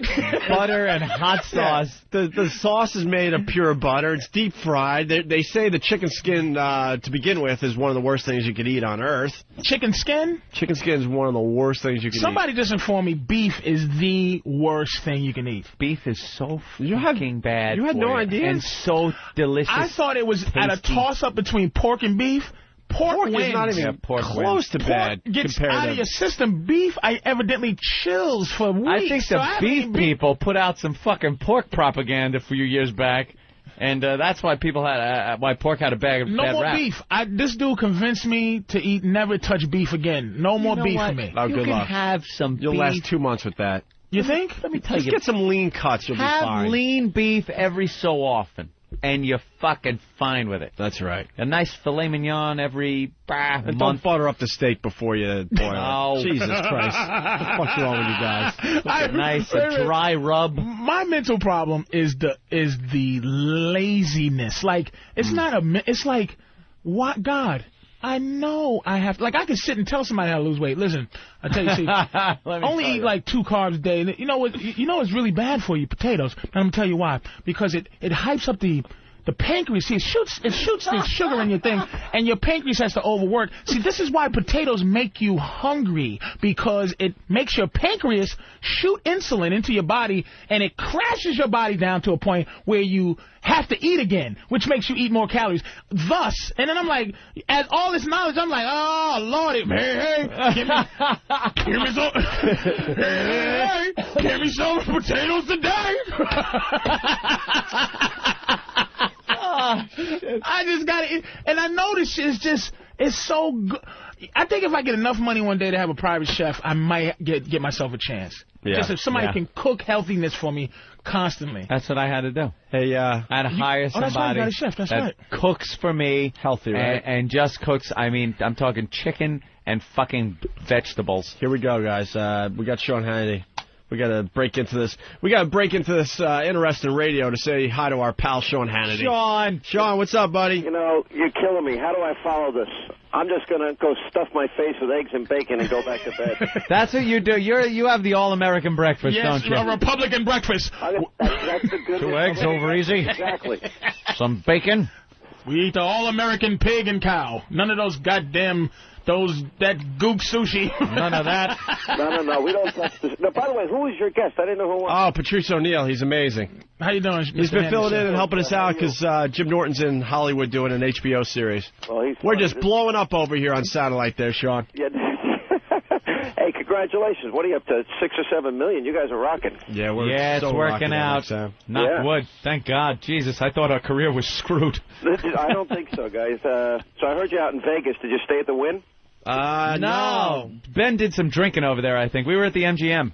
Oh, I've been at the MGM. You got to, next time you go out there, go to the Wynn Hotel. You stayed there? I stayed at the Wynn. I do shows out in Vegas like once or twice a year. I love it out there. Nice. It's really, really. Yeah, I heard Wynn is just unbelievable. I think it's like $8.50 a night, but it's worth every penny. They got flat screen TVs all over the place. You got huge space up there. You got a view of the Strip, second to none. And it's you never have to leave the compound, huh? You don't have to leave the compound, no. What's different about the casino and the lobby and all that? It's just, look, it's newer, it's nicer, it's the latest and greatest. It's just fun. I like the Bellagio too. Bellagio's nice. Yeah, definitely. And, what do you play? Usually craps or a little poker or a little bit of blackjack. That's all. Yeah. I lose my shirt like everybody else. Who doesn't? You got to pay for that building. It's huge. Oh, we got to pay for something. No one wins in Vegas. That is the biggest scam going. No, I've had times when I've walked out of there. Yep. Yeah, but then you go, you know what? I just won whatever. I'm going to go treat myself to steak tonight. You leave every dollar behind no matter what. They have figured it all out. Huh? Because I'm so stupid. I'll be up $500 or $1,000, and then I'll say, all right, roll it on this one hand. Yeah, that never works. That never works. That's where you say, oh, well, I had a great time. They just know. Occasionally you get to hold their money for a little while. Yeah. But for the most part, everyone gives it back. And just. Well, Anthony, you sounded like you were up the other day. I was up in Texas Hold'em, but I wasn't playing really high-stakes games, so I didn't make back as much as I lost playing 3-card poker. Okay. So I left down about $1,500.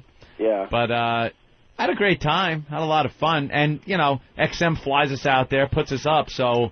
That's not a bad deal. I would have paid a lot more than that. Hey, Sean, you're going to have one of our faves on your show today, huh? Bob Grant. Hey, we love my Bob God, Grant. Bob is on your show? Bob Grant will be checking in today. There's not many radio guys we like, but Bob Grant is one of them. Well, let me tell you something, Svachim. You make sure you tell him that we said hello. John Manelli was trying to hire him at WNEW at the time, and it would have been a great move. And he was walking through the halls, and Anthony and I were so starstruck. We're like, holy shit, Bob Grant's in the building. See, we were in the same arena because, look, how many of us grew up listening to him? Yep. For the rest of the country, you got to understand, this guy was the real deal. He would just scream and yell at old ladies and tell them he's going to knock their teeth out. When somebody wasn't... he meant it. That's the best part about it. When someone was not making sense or babbling or just calling to compliment him or so, he's a let's get to the point kind of guy. Yeah. And he would unload on some people, and it was done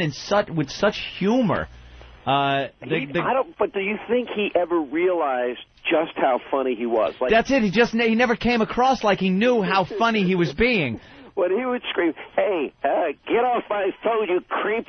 You creep. Or someone would make a point, and quietly, you'd almost think he was going to agree with the guy. He'd go, well, thank you for your point. Somebody please get me my digitalis. I am disgusted with you, and you will not pollute my phone lines again. Well, I'm going to try and get to the real story. I don't believe he's walking out of there on his own. I don't either. I think it's a typical radio story, except maybe this is one of those moments where they actually they give somebody an opportunity to do a last show. It's been 10 years since he walked out of WABC. Wow. Look, you guys know what it's like to be under fire in New York. Yep. And when he was under fire, it was huge. It was all over the place. And it was because of comments that he had made about Ron Brown. I don't know if everybody remembers when Ron Brown's plane went down. He was the Commerce Secretary at the time. There was one report that there had been one survivor. Yeah. And Grant went on the air and he said that I know it's him. After all, I'm a pessimist. Yeah. I mean... And he's apologized for it. He said he shouldn't have said it. I don't think he should have been fired for it. No, I don't think he should have been fired for that. And he should say stuff like that. What the hell? We need it all on the airwaves. Well, I think we got you guys now saying everything. I don't think there's anything left to say. We try, Sean. There's plenty. I did feel like a loss of love because you guys don't call me anymore, but I tuned in the other day and there's Danny Bonaducci. Now, I know I can't top his stories of drug use, sex, and rock and roll. What happened? I was at that guy's house in the 2000 when they were having the what do you call it? One of the conventions were out there. Okay. Oh, one of those radio conventions? No, one of the presidential conventions. Oh, look at how stupid I am. Yeah, radio convention. I'm trying to relate to Sean Hannity. You mean one of those radio junkets we've all done? The one that picks the leader of the free world, Opie? Oh, that one. Yes, of course. We could all relate to that, Sean.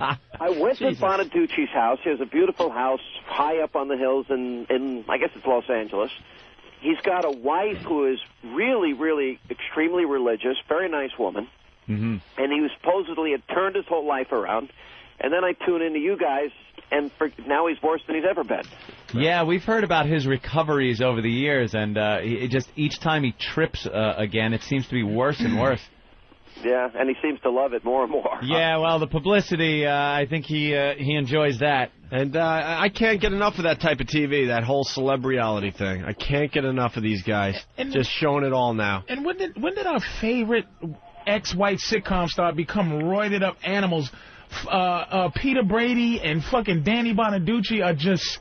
They look dangerous. Danny Bonaducci looks like he can actually whoop somebody's ass. Oh, these guys are ready for ultimate fighting. He has, yeah. Now, something happens. Anthony, you made the point when you were interviewing him. Every single childhood star is messed up. Yeah, they have some kind of problems, and I think it comes from the not having that childhood. They always say that. He didn't have a childhood. Not Chunk from the Goonies. I think they just get addicted to all the fame and celebrity, and they spend the rest of their lives trying to recapture what they once had. Chasing that, yeah. When you had it so young, then you're kind of lost when that goes away. Hey, they would have gotten it when they were mature like you guys. Hey, there Sean, you go. We're kind of discussing TV in this segment here.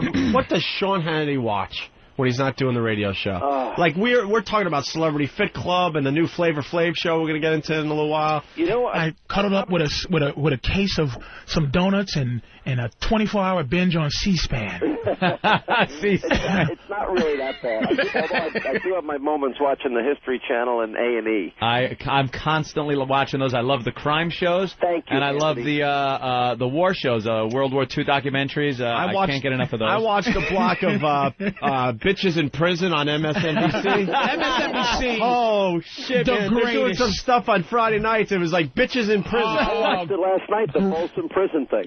I didn't see the Folsom Prison one. Anthony, ask him if he's going to watch Lincoln Was a Nigga Love on A&E coming up. Are you going to get into that there, Anthony? Well, Sean, yeah, listen to this. Lincoln was crazy, motherfucker. Just to let Sean know, Anthony has a whole theory on the Lincoln thing. There's a show that's going to be on the History Channel about Abe Lincoln, and they're talking about his personal life and how I think the slug line is he was fighting two wars. One was in his head. The Depression. That's been said for years. Yeah. Doris Kearns Goodwin has a book out, Team of Rivals. I'm reading it now. Mm-hmm. And it was the political... I'm reading a million little pieces. I'm reading the back page of the Post. Someone's got to do it, man. Somebody's got to. How is your brain wired where you walk into a bookstore and that's the book you pick up, Sean? I'm a total loser. I admit it. No, he's Sean Hannity. Well, look, we do two different... But he wasn't always Sean Hannity, what I'm saying. There was a time he walked into a bookstore and he went right for the boring books. No, but are you more informed now that you have to be, or you was always just a dude that would read everything? It's what I do. Look, Anthony has this side of him. Yeah, absolutely. Opie, if he had his way, wouldn't even know who the president is. Absolutely. So, but I think it's a waste of time to know these fuckers. Stuff, and you follow politics pretty closely. It's Absolutely. I like sports. I like politics. I like the issues of the day, and and I got to stick with the topics I know about. You guys can talk a lot about sex. I've been married 13 years. I don't know anything about it. So, all right, what's this book about? What? Going back to the book you're reading that relates to the Lincoln thing. It's the political genius of him. Lincoln literally was not supposed to win the nomination for the Republican Party when he was running. Mm-hmm. And he had all these smart guys. They were intellectually superior. They had better and more superior political skills. And it just talks about not only how he... I thought we were talking about Lincoln, not Bush. Well, the Bush has been great. Come on. The democratization of the region, Opie. You got to see, through the spectrum of history, you're going to see that this was a critical moment in the movement of freedom and liberty in the world. Through the spectrum of history. That's correct. Through the spectrum of history. That's so anyway, Lincoln basically outmaneuvered all his critics, and how he, was able to put a coalition together of the very people that were opposing him for the nomination, and he ended up being a great president. And that's the book you're reading? But what about that mistake he made freeing the slaves? I never said it was a mistake on this Martin Luther King Day. Anthony goes up, he's a crazy sucker. What I said was, and it had nothing to do with his mental problems, was the fact that one of the considerations to freeing the slaves was to really undermine the power that the South did have. It ruined their industry. And it was a great strategic move for a war. It wasn't just out of the kindness of his heart. He decides during a war, hey, I'm just going to throw the black people a bone and free them. It was about making the South weaker by taking away their workforce. Sean? Listen to Sean. Hello? Listen to Sean Hannity's like, well, boys, you hear that phone ringing in the back. I got to finally answer it. You talk about that if you like to, mister. I bet you Sean Hannity has a phone ringing in the background the whole time he's on the air, just in case it gets uncomfortable. He goes, whoa, this one I got to take. This isn't uncomfortable. Why can't we just talk about history? How quiet was that? He goes, Lincoln was just doing that for that was one reasons. Of them. But it's known. He wanted freeing the slaves. There was a movement that rightly found it morally repugnant, the institution of slavery. Lincoln was part of that movement. Right. He was a major part and major component of what the Civil War was about. I understand. That's why I didn't say it was his sole reasoning was to destroy the South. But that was a consideration. It's not as if, over the years, Lincoln has been looked at as this saint that out of the goodness of his heart freed the slaves. But it was found out that he lost a bet. That was a big part of his motivation. Well, and look, even our founders, even some of them that owned slaves, were leading hypocritical lives. They found slavery morally repugnant. They wanted to get rid of it. If they would have tried to end it, say in 1787 when we were forming our Constitution, they would not have been able to do it. So in their genius, I would argue, they put in place the means by which over time that they would be able to right wrongs and correct injustices. To downsize slavery. We left it. We're downsizing slavery over the course of we have the schedule. The hope would be to eliminate it. Right. I understand that. The thing is, why then didn't Lincoln immediately free the slaves? Because it wasn't good for the country. It wasn't good business-wise to the North. It wasn't a good thing for the country at that time until it hurt the enemy. Well, because the nigger police had to stay around for a while to learn how to control their own areas, so they had to just stay there for a little while. No, Patrice, I didn't say... Boy, it is so hard to shell out an argument and not just get crucified. The insurgents. Anthony, I think he's got you checkmate here. No, he doesn't. Thank you, Sean Hannity, sir, and I'm on your side. No more fucking combs. Damn. That's it. No more combs. Fuck that comb shit. All right, Sean. Now, you guys haven't caused any trouble. Cause some trouble so we can bring you back on TV. We're trying. All right. We came close a few times recently. Yeah, no, I heard about it. Yeah, we'll try to stay. All right. We'll try to keep our jobs. Is what we're trying to do. I think we're moving a little closer to that line every time I hear about it.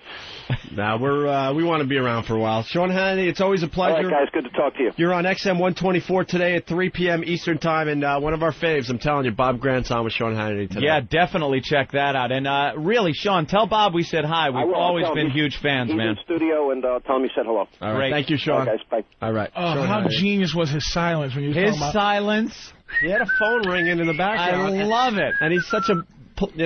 he's such a politician with everything he does. He's very diplomatic. I bet you he set that up and said, all right, had his wife just ring the house phone the entire time he was on the air with us, boy. so he had an out. Not on that's Martin Luther King's birthday. Not on Martin Luther King. It's in the back. The phone's going, bring. Yeah. So, bring. Then you get the link and it goes, ring, motherfucker. Lincoln, I want to find one motherfucker that agrees that, God damn it, if he was so fucking Billy noble... Burr will agree with you. If he was so noble, Get that day one, and do you accept the presidency, as he had his hand on the Bible for the inauguration, I accept the presidency of the United States of America, free the fucking slaves. Yeah, none of these I'm sure these guys... It was an ulterior motive in there. This whole idea of exit strategy for Baghdad or whatever, it's like... You gotta have strategy to that, because you gotta understand, even people in the North didn't like black people. But that's the reason, listen, to go back, not to get to this Jew thing again, but that's the reason we didn't go to war right away in World War II, is because they didn't want the country to think we was fighting for Jews. Right. So you can't go in and go, okay, I'm the president, hey, we're gonna let slaves free. White people are racist, so he had to be very careful when he did it. White people are racist too, though. Race thing, so what? The race thing, I think, was... I'm just saying, call us racist. The race thing was the smallest part of it. You guys got the race issue was the smallest part of Lincoln freeing the slaves. The race issue, smallest part. The fucking North ran on the materials from the South. The reason the North was so rich was because they got so much cheap material from the South to make shit. Why do you think that material was so cheap? Slave fucking labor. If all of a sudden now the South had to pay workers, the North is going to pay more for materials and not make as much money. It's always always about money, people. So wait a minute, Anthony. Always. So if your idea that, okay, why didn't he just free him, right? Right. So now they're free. Right. Why didn't they just bring them back? What, why to Africa? Why? Oh, no. Slavery. Why isn't slavery just... All right, you know what? We want slavery again. That shit didn't work out. All right, I'd like to announce my new platform. I am... trying to get Why didn't they bring back it back? I'm saying, if it wasn't a moral issue, why isn't slavery... It became a moral issue, and it was part... moral Look issue. at Opie goes all right. No, all I'm thinking is fuck slaves. No, all I'm thinking Martin is Luther King Day. I don't give a fuck about that. All I care about is Bill Burr's been outside the studio for 45 minutes trying to get in here. Listen, I can't look. Once you bring Billy in, it's stereo hunkies with Lincoln. Bill will agree with you because Bill doesn't like black folks. I'm his only black Bill friend. doesn't like black folks. Let me tell you something. Bill only tries to learn about black people so he can use it against them. I have to be so politically correct when Bill Burr is in the studio. Billy is motherfucking, listen. Billy dates black chicks. It's Martin Luther King Day, so doing something a little different with the music. In studio, Patrice O'Neill and now Bill Burr. Sorry to make you wait, Bill. Not a problem. But Sean Hannity called and he threw us off a little bit, but he gave us good radio. And I don't even know why we broke, because we just did another 20 minutes of radio. Now we got to redo it for the radio. Talking about the cotton gin and the horsepower. Oh, God damn, I forgot about that already. Well, we got to talk about that, getting sick on planes, and the Grizzly Man. The Grizzly Man. I missed the cotton gin thing, so you're going to have to explain that to me. I came in the studio and you guys were just losing your fucking minds. We were continuing our ongoing discussion here. I had to whisper to E-Rock. I'm like, what the fuck is going on? About slavery. And Patrice made a valid point that you can't just come into office, especially back then, as Lincoln, or in certain situations as any president throughout history, and just say, I'm going to do this. That's something that might not be popular. You have to wait until a situation arises that gives you the opportunity to do that. For Lincoln, it was the Civil War. So I was asking, well, if the Civil War never happened, would we still have slaves then? What if this golden opportunity never brought itself up?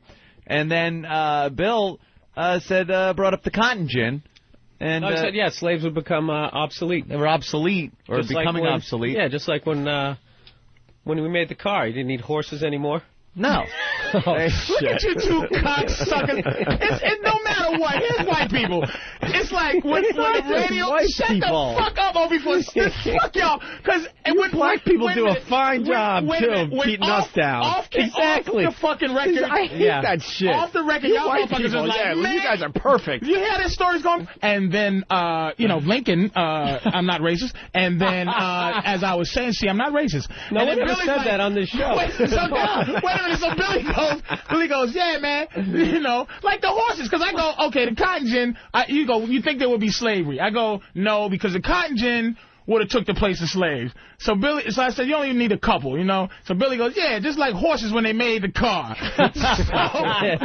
Then they'd be racing niggas, and what if the cotton gin had horsepower, and the cotton gin had nigga power?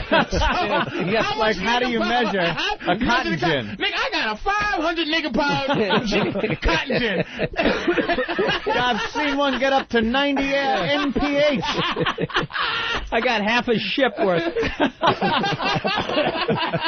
Yeah, because they still talk about cars and horsepower, and that's an archaic kind of scale. As I said, I know Billy not a racist, we all having fun, but it's something about society that just makes a white guy have to be careful when he's opening up his fucking racial mouth. Well, that's why I'm not careful.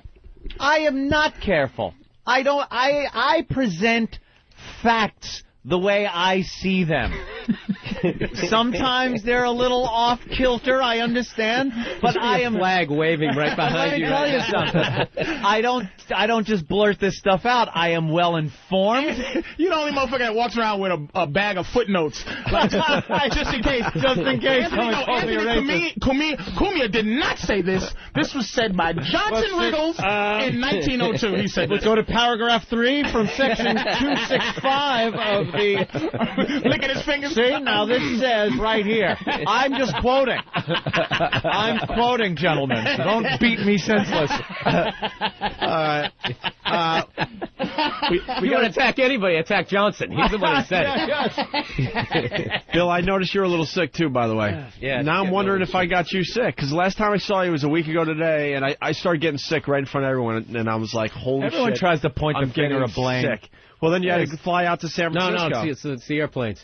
Yeah. Airplanes is what does. If I fly all the way across if you're on a plane for fucking 6 hours in the winter, done. And you haven't gotten 8 hours sleep and taken all kinds of items, you're getting sick.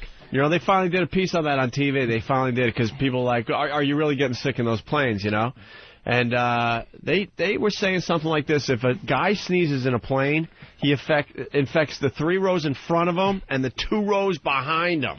Great. One sneeze takes out 6 fucking rows in a plane. And then it gets sucked up by the ventilation anyway and spread all over the plane.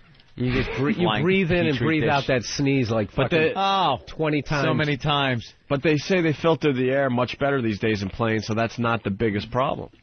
And they also say that little nozzle is safe because it kind of keeps like the shit from coming at you. So you got to keep the nozzle on full blast. Full blast. You want to point it at the sick person. Yeah, point it at the sick guy like a friggin' fire hose. Just keep away. Keep your germs off of me. No, what they did say was to stay away from those tray tables. They say if you are a paranoid guy and you think you're going to get sick on a plane, don't even touch the tray table. Why? What's on there?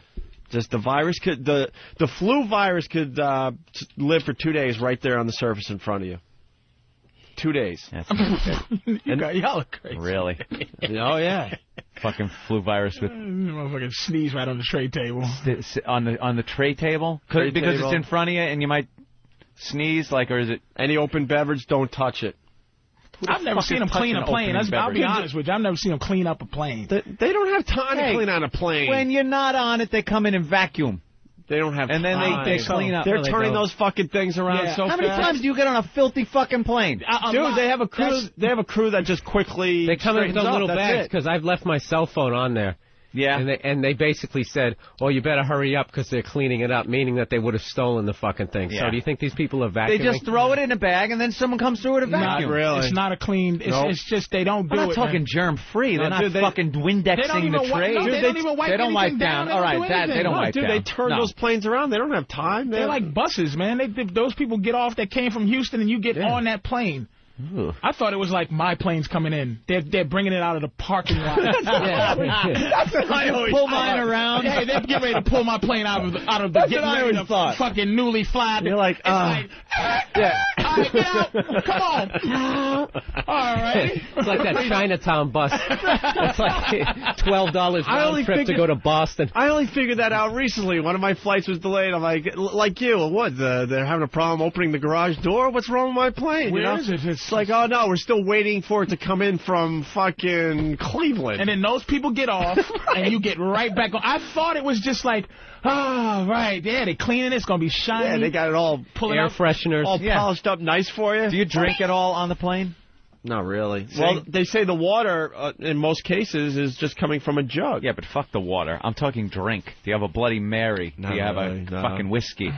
That's the key. You got to have a little alcohol in your system. You know, I love this. Everybody has, like, the cure for the common cold, but they haven't, like, exploited it and made, like, millions of dollars off of it. Dude, they just decided to tell a select few of their Dude, friends. Dude, you know what you got to do? Dude, I got in a fight with Jim Norton over that shit, because I finally had it, because I was starting to get sick, and he's like, oh, you got to try the, I think I have it. No, what was his? Because he'll get mad if I do the wrong one. His cure? His is Coldies, right? Oh, he loves, like... He's like, I'm telling you, dude, if you take the Coldies, you don't get sick. Oh, the little cherry things. Yeah, and then you talk to someone else, it's like, no, it's all about the emergency, bro. Yeah, if you take the emergency, you're fine. And then someone else, no, it's airborne, man. The one by the teacher? That they can't prove if it works or doesn't work. But Jimmy and I got in a fight because everyone has their fucking remedy for this shit, and none of it works. I think that some of the stuff stuff initially works, and then once everybody starts taking it, then the cold's like, oh, this shit again. They're on to it. Yeah, they know your game plan. They mutate. You're not going to like it. Opie's not going to like anybody sick is not going to like this. But how I keep from getting sick a lot and I don't get sick is you fucking sneeze as hard as you can without covering your fucking mouth. When you sneeze, you go, and get that shit out. And you go, That is the dumbest shit I've ever fucking heard. I have not gotten sick, a motherfucker. It's as good as Coldies, because I haven't. If you fucking if you haven't got enough sleep, you know what you do? You just yawn as hard as you possibly can. You just go. And you do not need to sleep for another 3 days. Patrice O'Neal, everybody. You and the weak body motherfuckers that getting sick. I'm telling you, I'm not sick. I haven't been sick in months. I'm telling you, if you sneeze and don't cover your fucking mouth. Dude, you're big game, man. Just you're like a fucking gazelle over here. He's onto something, I think. You're getting the germs all over your hands, right? Exactly. It's like... Fuck that polite shit. That polite shit, I go... And it just... It's gone. The fucking idea of a cold is gone. Gets the evil out of your body. It's like voodoo. Yeah, it's voodoo. You got some kind of fucking voodoo. Oh, black people and your remedies. All you got to do is drink collard green juice and chase a duck, and you will be cured. Chop off the chicken's head. Anything is as good as getting sick. I mean, if you get sick... You know, you might as well try anything. You know what I'm saying? I've tried them all, the airborne, all that. None of that shit works. That's basically it. And you're right. If one of these worked, trust me, it would be the headline on all the fucking news programs. The sickness has done you well. You look like a crew member from the Calypso. It's like Bill's doing the same thing. Both of you motherfuckers. You look like Jacques Cousteau's crew. Usually I bring like a baseball cap with this, but I was so tired this morning I forgot. I'm like, well, I'm getting trashed. They really are dressed like the Falcon, get ready to head on to a rumble. At least I like facial. Cousteau and the men of the Calypso descended to a depth of 3,500 feet. I'm dressed like I try Bob. to shave down a little bit. I'm actually dressed like Bobby when he's in shape right before he does his headshot. Oh, poor Bobby. That is Bobby's new headshot clothes. Bobby has the long john sweater. I've never seen. I feel bad for Bobby. If anybody I pray for more in this world is Bobby Kelly, because he just went from like a cute fucking hair, perfect kind of dude to this round, balding little man, and it's so The guy painful. has the worst luck, too. You hear what happened to him over the weekend or with MySpace? You know MySpace is like his plug central fucking website. because he was hanging with Dane Cook and it did him well. So he had like over 10,000 fucking friends on there. And by friends, it's potential people that you can send mailers out to your appearances. He had audio, video. I mean, it was a nice MySpace site. He gets a letter from MySpace that says you have violated the terms of the agreement by using copywritten material on your site. Boom, gone. They erased his site. Zapped his site. Now he has 90 friends and a new name, just Bob. Like everything else is taken. Oh my God! Yeah, he had like BobKelly.com, I guess, was his name on there, so it plugged the website. 10012. No, now it's just Bob. 1,000 Bobs, and he's one of them. They fucking and I said, dude, what did they do? He goes, someone turned. Now it's conspiracy. Someone turned me in. I think it might have been the Angelina Jolie video I had on there, or something with her saying something about MySpace and his show or something. Like, I have no idea what it was, but he goes, watch it, because his account got zapped. There's no getting it back. No, sucks. No court of MySpace How to fucking stupid is appeal Bob? to. If anybody you wanted to destroy his MySpace, would be Dane fucking Cook with his 8 million friends, and you would just go, Dane, he used the fucking audio of Lou Rawls saying goodbye, so you should get off and shit. Everyone on there's got music clips. Stupid? Everyone's got music clips. They're fucking. You put them right on the site. When your site comes up, it plays a song. That's copyright infringement. You got sabotaged. Somebody turned someone's fucking him up. Poor Bobo. Hey, and the other thing we talked while you guys were listening to promos over and over again, my buddy Bill Burr here. I feel like we're brothers today because I can tell the hats, and I can see in your eyes you're not 100% yet, are you? No, this is my He's waging lack two of battles. Yeah. One in his head. One with the virus. I'm raging. I got two battles going on. One in my head and one in my lungs right now, trying to get this shit out. But Bill saw one of my favorite documentaries. We talked about it on the show. You still haven't seen it. I haven't seen it yet. Somebody was in here. We went off on it for a little while. Joe Rogan. Was it Rogan? Oh, yeah, it was me and Rogan were going at it. Another nut. The Grizzly Man. The Grizzly. What? Rogan would have made him tap out. He kicks the bear's ass. Put a rear naked choke. The fucking bear wants the audio destroyed. Makes him look bad.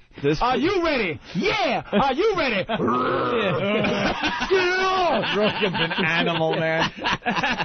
Fucking kick that bear's ass. You see Fear Factor now? They got Joe just walking up to people's houses now. Yeah. Boom, boom, boom. Hey, what's up, fuckers? Come on out, eat this shit. I get a paycheck. Go fuck yourself. He can't believe that show's still on the air, he told us. He's like, I'll do it. Rogan's the money's great. too good. But Bill saw the Grizzly Man movie. It's called Grizzly Man? Grizzly Man. I can't get enough of this movie. Accidentally, it's one of the best comedies of last year. Accidentally. Yeah. Because it's trying. I laughed out loud. I love when movies become unintentional comedies. You're so right. When they're not trying, but there's something about it that makes it hilarious. Because the dude was clearly a psychopath, and this guy was... The guy who's shooting the video was portraying him as if he was, like, sane. Right. Yeah. Like, at one point, like, he's just sitting there, like, looking at grizzly bears, like he's clearly just gay, and he's just going, who's a big bear? Oh, that's a big bear. Who's a big bear? This fucking thing is, like, 10 feet tall, scratching himself up against a tree, and the bear is almost fucking weirded out, just looking at him like, like, what the fuck? What is that? Weirded out. Yeah, like... Absolutely. Like, I don't want to eat that. Animal face. Like, God, if I run out of fish... Yeah, look, there's a reason I'm... There's a reason I'm living out in the wilderness. Before they ate that fucking gay dude. They finally just... There's a reason they live out there. They don't want to deal with the likes of you. I did see clips of it. I haven't seen the whole movie, and I did see that guy just blatantly gay. Well, at one point, he has the handheld with him, and he's looking at the female bears going like...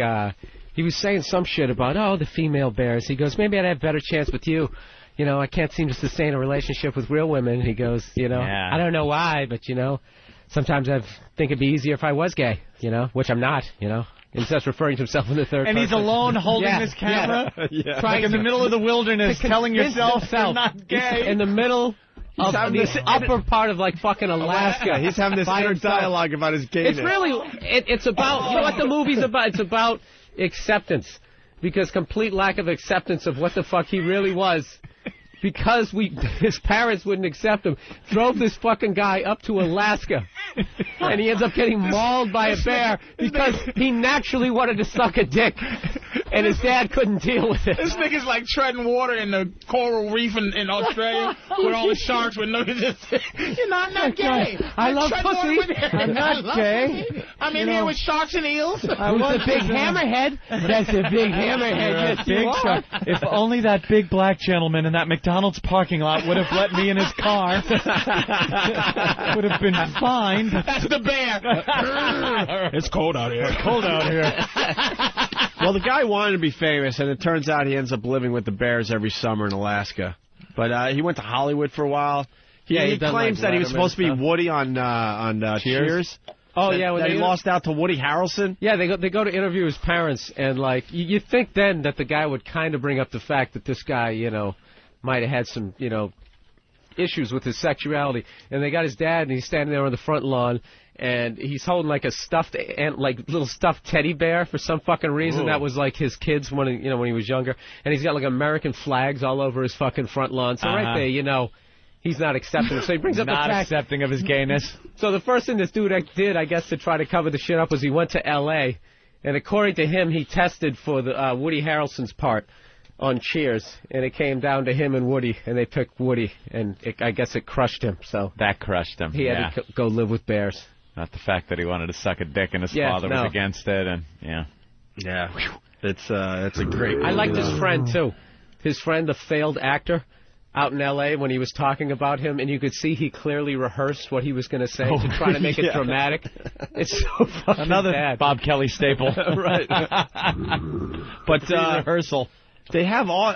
The guy got mauled and eaten alive by a few bears. Well, one bear. Exactly. Now, if you don't know the background story, is this him and his girlfriend? Does the movie tell you this at the end? Like that he was killed? Yeah. No, you pretty much know from the get-go. You do? You know from the beginning? The buzz for the movie, I remember when it came out, was that you actually heard the audio of him getting mauled. That's why I didn't want to go fucking see it. I was like, I don't want to fucking see that. Yeah. But actually, I watched the first 5 minutes, what a fucking idiot he was. I was like, you know what? I want to see this guy get eaten. I want to see it. I want to hear it. Where's this playing? Like fucking Archie Street and fucking Picasso Road down in the East-West Village? I fucking can't go. I can't go to regular theater. Yeah, this movie will not be shown at a Magic Johnson theater. Go down to West East Street in the water to see fucking Grizzly Man. Fucking artsy horse shit. Wait till it comes on video. First 40 customers with Bergenstocks get a free bag of popcorn. I have one of those theaters in my neighborhood. We go there every once in a while, and they instead of serving popcorn, they serve smoked salmon sandwiches. Oh, God damn no. How do you get up there, man? Take the Q over to the Z, down to the MM, the double M. Over to the dude. Just a wonderful picture. It was made in France. It's got French subtitles. It won't be at the Magic Johnson Theater. What the fuck is this, Grizzly? Nigga, what? All right, yo, chill now. But anyway, chill. That shit don't even look real. I saw that shit, guys waiting for the CGI bear to come in. That shit don't even look real, nigga.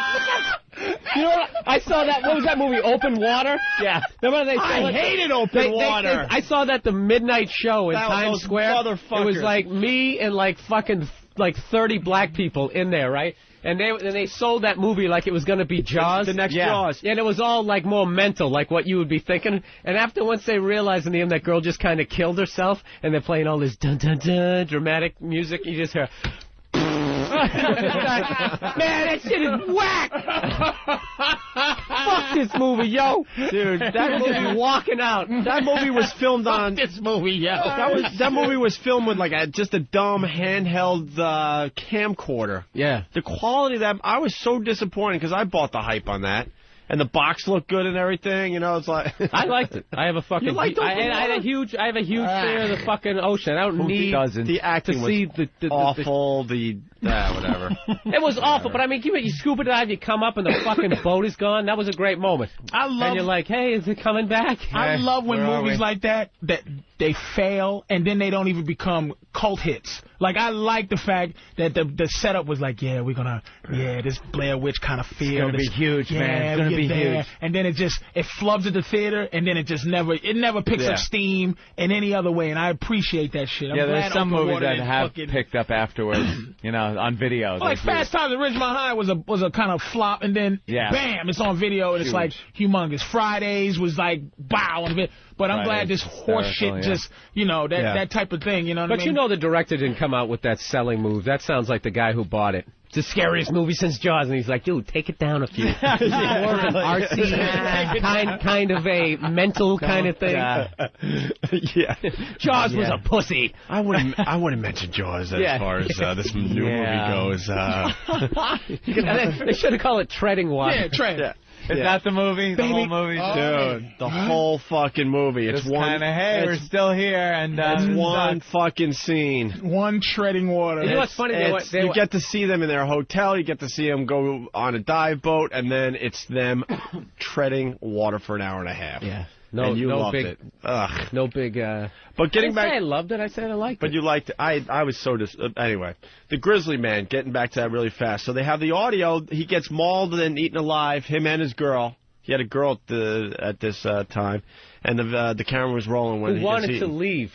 Right. Was afraid of bears. Oh, right. Great. That is the ultimate, I don't know how to break up with Did they talk to her family? No, they refused to. Yeah, no shit. They wanted to sue. I'm sure. Look like fucking breeder of an idiot. I went to this movie early though, and what happened? What happened? I'm just laughing at just the sadness of that. Like, sweetie, listen, you're in the woods with a faggot who likes bears. You're not gonna win in any situation. You're not getting the guy. He's a faggot. Yeah. You're not winning the guy. You're not going to get any money out of it. And he wasn't even like, oh, shit, he's gay? He was just like, show tune, flossy hands, gay. Flossy hands. Just walking through the bar. Hello, my baby. Yeah. No doubt. So the video camera was rolling, so that they have this audio, and I saw the movie real early when I found out, later on, whatever, that they didn't fucking play the audio. Oh, and that guy has he ends up just, you need to destroy this. And you really thought going into this, especially because it's a documentary, that they're going to play the audio of him getting eaten, or at least part of it, him screaming or something. Now, is this one of those Golden Globe nominees for best? And he's getting. I don't think it. They say he's getting eaten, right? That. And his girl is taking like a huge frying pan and hitting the bear over the head. And then the bear kills her. Character? And kills her too. And the guy's screaming, "Save yourself! Run! Leave me! I can't believe that doesn't exist somewhere. And they fucking wouldn't play any of this audio during this documentary, and I was so disappointed. But the guy, this fucking creepy director, walks around with the only remaining tape of it, playing it to his old girlfriends and whoever else listens to this horse shit. Fucking asshole. Right. You got to hear it. And then you see the reaction of the lady as she's listening to the audio with the headphones on. You're like, motherfucker. In the movie. Yeah. And then dramatically, like after it's done, he pushes stop and then hands over the tape to her and basically says something like, "If I was you, I would take that tape and destroy it." Did she? And is it? Yeah, she did. I guess she did. That would be. What did they show her doing? Like throwing it in the fucking fireplace? Yeah, Patrice. So I don't think there's any way you can download it. You're really, you were just looking for a ray of hope. Somewhere, right? You could somehow. Someone ran off out there corrupt cop made I'm with Patrice. Yes, there's a copy. It's not. No one destroys the only anything ever. Right. You know what? All the O&A fans are fucking gonna be screaming in the garages right now. There's a Zapruder film or whatever of that fucking mauling. His hands back to the left. Fucking wait, before any documentarian got his hands on this tape, the fucking police that did the investigation it's out there. Had to get the tape and review it. Absolutely. There's got to be copies of this somewhere. And you're with me? You think he killed himself in the end? Yeah, he definitely had like a death wish. Like this guy did this. I think he wanted it, and then when it was happening, he was like, "Oh, maybe I should have taken drugs." Yeah, too painful. Yeah. No, this guy. This isn't a this good guy way out. decided out of nowhere to stay much longer than he usually did, and they explain in the movie that these quote friendlier bears leave whatever time it was. Like, let's say it's checkout time. Basically, and then all of a sudden the bad bears come in. But the bad bears come in and take over that habitat, the ones that could survive a little longer in the cold weather and stuff. So the friendlier bears, they go off and hibernate. They're like, we're done. It's early September, whatever it is. And then they're replaced by these even scarier bears. And he knew that. And he decided to stay because I think he finally just had it with his life and said, this is a hell of a way to go out. Yeah, he kept talking to the camera like, he's like, and no one has ever been out here during this time of the year and survived. And he's like, if you tried to do it, you would fucking die. You would fucking die out Was he wearing like a steak necklace or anything like that? Did he ever try to have like a dude voice? Like, or he always kept the gay... Dude, he's like so in denial. Yeah. He literally, what you do is you watch this thing, you watch him gradually get crazier and crazier. Yeah. To the point he wants to be a bear. Well, that's great. Well, he was getting some recognition for this. He would come back with his footage from Alaska with the bears, and he even made it on Letterman, where Letterman was having him on, like, oh, let's see your latest footage. And then it got to a point, and then he would travel the country showing in classrooms. Then it got to a point where no one gave a shit about his footage anymore. So now it started playing with his mind, like, fuck, I either got to stay out here in the middle of winter when the bears get really nuts, or maybe I'll just fucking say I'll pack it in now and let them kill me. Could have done fucking on camera. Foot Club or something. Could have gone on that show. He's a has-been. But the movie is hilarious, and it's not supposed to be. Oh, everything. How creepy the coroner is. Yeah. Goes, that's right. When he slammed down that big metal canister. What, did he describe, like, the condition the guy was in or something? Oh, yeah. And the camera work, his face, he looked like he was in Clockwork Orange. Yeah. He was just like going... The bear grabbed him. Food, I believe, all right. Yeah, grabbed him by his head at first, and then grabbed him somewhere about his like hip area. And when it lifted him up into the air, that's when he was yelling to the girl to leave. Whoa! When he was lifted up. Yeah. And then just kind of ripped him to pieces. Still never came out of the closet. Could in that moment. I'm not gay. Yeah. I'm actually gay. You should really run away from here. Still denying it. They'll come up with the DNA test to find the gay chromosome. Yeah. Just check him out. The grizzly bear man was a fact. Gay. He was gay. Scientifically proven. But dude, they have footage like literally right up until like the last like hour of his death. So he's filming bears and like the narrator's going, could this be the bear? Is this the one that ripped him apart? And it looks like a Bigfoot thing, like not Bigfoot walks and look. Yeah. That Bigfoot footage. He's walking and goes, looks into the camera.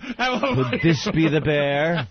Chris in Houston. And Chris. they couldn't show his face because he wasn't convicted. It's the one with the napkin around his neck and the fork and knife in his hand. Chris, go ahead. Yeah, I just caught that grizzly bear movie. I downloaded it because you guys are talking about it. And, man, that guy was a freaking fruit. He was talking to the bear. He'd say, I love you, Mr. Chocolate, and crying to the fox. Mr. Chocolate? Yeah. Yeah, he'd say, thank you for being my friend to the fox. And it was great. I'm so glad the guy got eaten. He's a piece of shit. Jesus Christ. Was that a review? I'm glad he got eaten. He was a piece of shit. New York Times. Eaten just like that sissy Roper on Ebert and Roper. When's the bear going to eat that faggot? Let's go to Nathan. Two thumbs in somebody's ass. Nathan, what's up? Hey. Hey, saw Bill Burr over the weekend here in San Francisco at the Punchline. Laughed my balls off. Definitely on cold meds, though. He was definitely pretty wired, it seemed like. Oh, yeah, I was out of it. Somebody's put a picture up on my MySpace of them, a picture of me after my show. I'm all, like, fucking sweaty and bloated. All pasty. I literally have my leather coat on. It's like 80 degrees in there. I'm freezing. Huh? What was the deal with that guy that ran up to the stage with his cell phone? You just totally called him out on it on Friday night. He came up with his cell phone, wanted to show you a picture. Yeah, I was making fun of how many fucking homeless people they have out there, like San Francisco, how they just wander all the way around. This city is so liberal that they just have accepted the homeless. It is unbelievable how many homeless people are out there. They get like a stipend or something, like $500 a month. But I think they finally got rid of that. So they are laying all over the place out there. What a great idea for a city. Let's pay the homeless. We won't get every homeless guy that could drag himself here.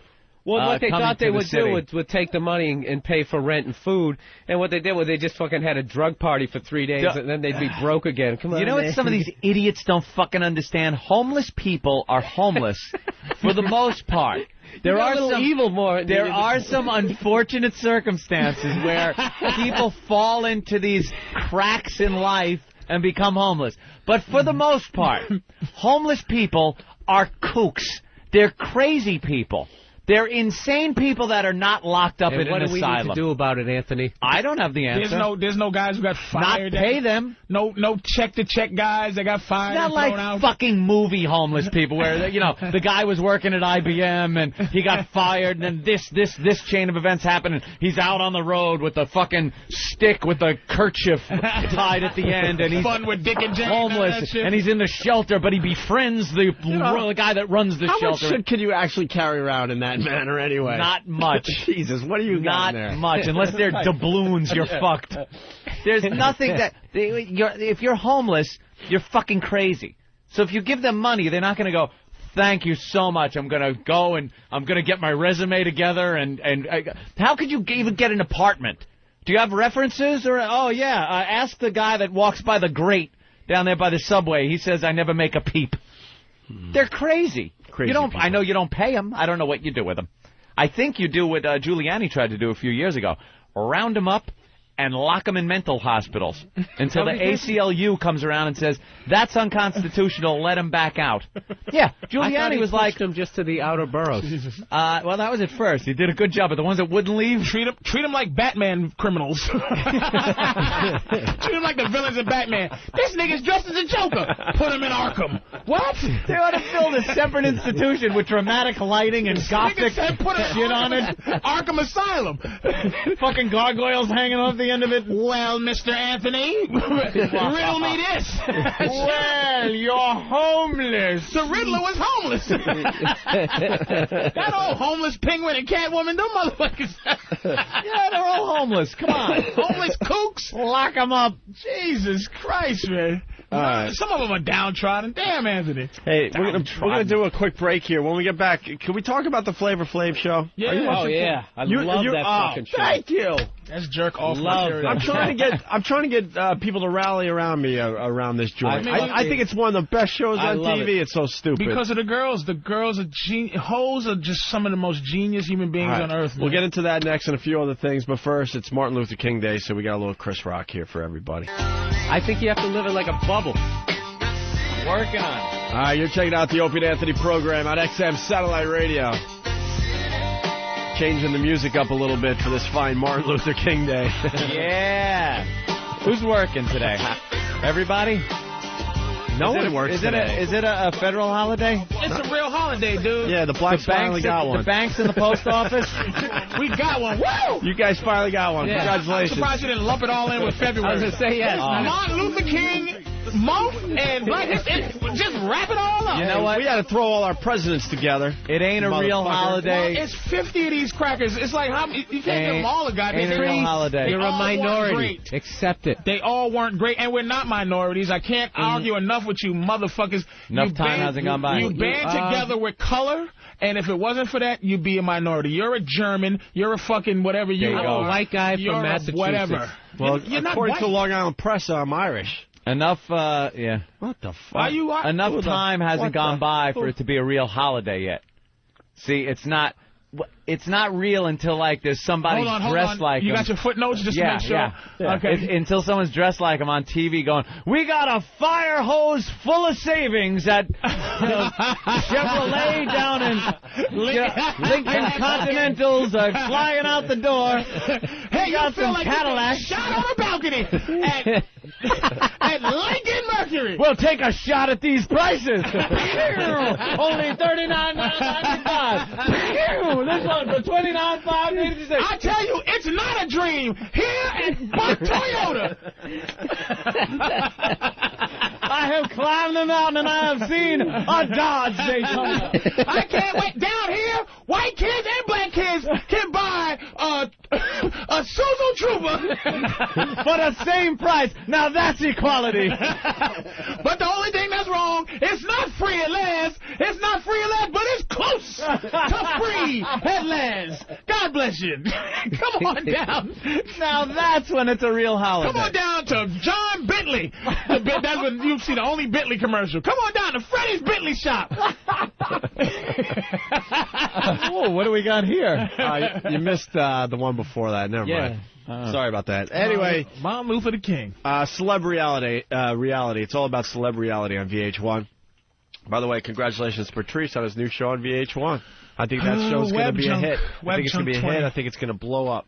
I hope so. I think you got a good one on your hands. I always had all these Anything's dreams. better than getting everyone to comment about shit. Holy, enough. Well, that's my... And I know you guys have all done it. Even, you know how popular that format was? Anthony and I even did one. Nigga, I walk through the streets, it's like, wait a minute, aren't you Patrice on there? I go, yes, of Indie Cut fame where I played a homosexual, but I was in the character. I was Meg Ryan, and I know you recognize me. Mm-hmm. HBO? Nah, nigga, VH1. Oh, that's right. Remember 1946? You was the shit. Remember the Korean War? Oh, them Koreans is crazy. Oh, shows are addicting. I was like on cold meds, like waking up every 20 minutes, and I woke up to your dumbass on TV. Dude, they got to do something about that promo. You seen that one promo? I don't watch it. You're laughing, and right next to you, there's a monkey smoking a cigarette. I swear to God. Are you shitting me? But you know what? If you watch it, it's like it's a couple of things. It's a couple of things. And you know what the thing is, Bill? I actually hit pause like TiVo, rewind it like, the key. What the fuck was that? That's the queer eye for the racist guy, where it's like you can just see that. Like the thing that bothered me about that clip is that I was doing the faggy, I want it that way copy thing, but it's all sarcasm. But I didn't even get that I didn't even think about that as a monkey clip. And I watching my girl, she didn't even go, you know, if my girl goes, what the fuck, they showed a monkey? But that's white guy shit. That's a fucking monkey. That's how far away I'm removed from that shit is that I'm like, that's a funny ass clip, this monkey smoking a cigarette. But it's like, you know, VH1, but now they might hear Bill say it, and they might, we have to get that off. We got, well, that's going to upset some people. Can't have Patrice be a smoking monkey. It's enough. It's enough he's a monkey. We can't have him smoking. It's just... everybody I know who was watching it with me was like, it was weird. What's with the smoking monkey? The black community talk to me about that. I'll go look. I don't know. What do you want me to fucking do? Explain the show, though, for everybody, Patrice, because like all the clips. It's like all the clips that you guys play on the show, like the grape lady. That type of shit. It's a show that kind of does the VH1 way of the non. It's the quick version of all those clips that you see on the internet, and I comment on them. I just run them in, you know what I mean? Every day you get fucking emailed from people going, hey, check out this clip, you know. Yeah. And you watch them. Some of them stink, and some of them are So it's like, I guess it's like Mystery Science Theater to some degree. So if you see me and I'm talking shit about them, some of the clips are like horrendous. Some of them are funny by themselves, but... You know, I'm in there for 14 hours and just comment on each clip. Well, you got the Bite My Vagina clip, which we've been having a lot of fun with for about a year. And it's just like, that particular clip is like, I go, look, why don't you show the whole clip? I don't think people are this... yeah, that's what I wanted to ask you, because these clips stand on their own. They're hilarious, so why wouldn't they show all of them? What's the word I'm looking for? The attention span. It's just like they need Everyone to has do ADD. that. And here's the other catch they do is that they bought iFilms. This thing called iFilms. VH1 purchased iFilms for like zillions of dollars, and they want you to go to iFilms to see them. So they don't want you to see the whole fucking clip. Well, that's all the rage right now is going to those websites and looking at all those videos. So now, if you want to see the whole VH1 clip, is trying to get everyone to go right to iFilms to do that. They're not gonna show. Viacom's going to own the internet. Oh my God! And it's disgusting. I've trashed Viacom like my whole career. It's like I stand for something. Oh, poor now it's like questionably I'm laughing at being a monkey. You're working on fucking a Viacom. Like you know what I mean? It's like you go, oh my. Bring me that cigarette smoking monkey. Who, Patrice? No, no, the actual one that was sitting there. We want to give him his own show. Well, we got a clip from Patrice's new show on VH1, Web Junk 20. This is you talking about the vagina lady getting bit by the dog. Okay. We love this clip. This is story of a crazy dog owner, her wild-ass dog, and a man who gets bit by her wild-ass dog. Oh, my God.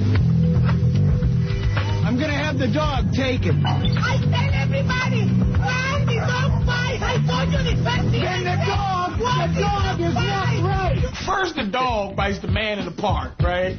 Then the man freaks out and starts yelling at the owner. It's the dog's fault. And then it gets really good. He bite me in my vagina. He jumped on my vagina because he gets so crazy. So what's wrong? Huh? Where the hell is she from where they pronounce it vagina? In my vagina 2 times he bite me. But his teeth are very small. Why do dogs want to bite your vagina? They don't damage very much. They pinch. That dog was vicious, that little mutt. I don't want that dog around biting me in the penis. Man, could you get your dog off my penis, please? You can't even. They let me go off a little bit, but by the end, I go, what happened to the genius shit I said? Is like, it's just it's their show, That's you know, how but it works. they let me kind of be as me as they could. They let you curse, though. And they fucking let me curse on VH1. I see that. Like it's not even... They're bleeping out all the curses, but you know exactly what you're saying. You know, so, yeah, I mean... That's cool. And you got the Tyra Banks clip. I'm so glad. I hate that bitch. You like Tyra? I mean, she's beautiful and all that. Yeah, she's but definitely she is gorgeous. So fucking full of herself. I can't get enough of her, actually. I watch her just to go, holy shit, this bitch thinks she's the only person in the world. Exactly. She's a Tyra little Banks annoying, show but she's sexy. So important. Tyra Banks is good bad TV. What? You know what you did? They got this clip. What's the model show she did last? America's Top Model. It's always last something standing whenever I try to think of it. Last model standing. That show is great. How they pick those girls apart. They're all like 11s, and they will still find some problem with them, and they just beat them down. And then at the end of the show, when they're kicking one of the models off, and the models are all 6 foot tall because they're models. They have to be tall, right? They put this bitch Tyra Banks on a huge soapbox, so she's like much fucking taller. Fucking Statue of Liberty. And there's a whole thing going on there, like, look, I am much more important than you, and she looks down at the little people, and then she trashes them. They take these photos and they show you, and you at home are like, damn, that girl is unbelievable. But oh no, look, you're not into it. I could see it in your eyes. You're not into it. Like, what are you looking at, man? Yeah. You know, it just beats them up and then kicks them off the show. But on your new show, Patrice, VH1 Web Junk 20, you got Tyra Banks losing it in one of these situations where she's throwing off one of the models. Listen to this. This is where Tyra Banks goes buck wild on a contestant who she's just voted off her goofy-ass show. I'm quiet, but everybody be quiet. That's what it's wrong with you. But you're not. Stop it! I have never in my life yelled at a girl like this. Oh, Tyra. I was rooting for you. We were all rooting for you. How dare you? Was it that obvious you wanted the black girl to win? You ruined everything for us. You roll in your eyes and you act like this because you heard it all before. But you don't know where the hell I come from. You have no idea what I've been through. Like she went through a lot of pain. You know what we go through in the modeling business? Learn something from this. When you go to bed at night, you lay there and you take responsibility for yourself. Because nobody's going to take responsibility for you. I wish that girl had told her to shut up. All right, mother. Let's see who can eat the most salad. You bring the whole show together, Patrice. That's good, man. But I hate her. I hate it. But every time she's on TV, I gotta watch just to see. She's gorgeous, man. Just to see, how self-serving she's gonna be, on that show. And Naomi Campbell, she's like 52, and she still looks sexy. So it's like Tyra got a lot of years to go, Jack. Mm-hmm. Yeah. Who did we see walking away from that hotel that day? Cheryl Teague. Cheryl Teague. Still looking good? That time is a bitch, man. You really, dude. Time is a bitch. No one I'm escapes a realist, time. You're a judgmental motherfucker. I'm telling you. Dude, I'm with him on this one. Judgmental. Yeah, but I think you got a bit of a fetish. I've known you for a while, and older white women. And he picked some bad one. Hillary Clinton. My favorite Martha old white Stewart. woman, number one, is Carly Simon. I will still pop Carly Simon. I don't know why. I don't know why. Everybody got their fucking fetishes. That album cover alone. Well, she was on all fours. She's that goes a long way. hot. That big mouth. Yeah. That's what I'm saying. Fucking Kelly LeBrock, man. That bitch is... By the way, a lot of people backed us up on that one. Yeah, back you up. A lot of people were calling in saying that Kelly LeBrock is still hot. Are you joking me? What a lay she is. But what we saw lay. Moving back though, we saw Cheryl Teagues leaving the Donald Trump roast. Yeah, Cheryl Teagues. Because we had the great seats from Voss. Well, yeah. Barely in the building. Thanks, Rich. I got your tickets for the Trump roast. Section O and it's gonna Section be great. A. You know where we You're were? going to be ushers in the upper deck. We were behind a monitor that was showing the roast. Behind it on the second floor. Dude, everyone's going in the main ballroom, and we handed our tickets like, oh, we're going to be hobnobbing with the top celebrities in New York, right? All of a sudden, the usher looks at our tickets and goes, "Oh, you got to take that elevator and then you're that escalator." upstairs. But and then you're thinking, all right, well, you know, it's an elevator. You ever see a roast where there's an upstairs?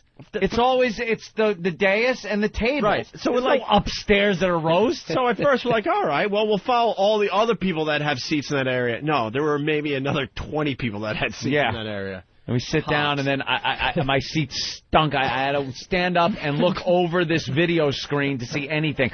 Couldn't tell who was up at the they were tiny. dais. Everybody gets in the elevators like holding cable and shit. Yeah, that's what it was. They were all tech guys, gaffers.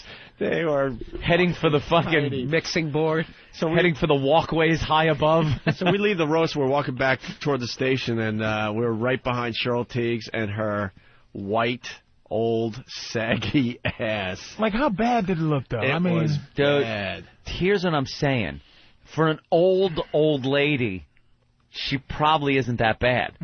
But when you compare her to the Cheryl Teagues poster that was on everybody's wall with the netting, that she was just wearing a net and her nipples were poking through. You wouldn't fuck Sophia Loren?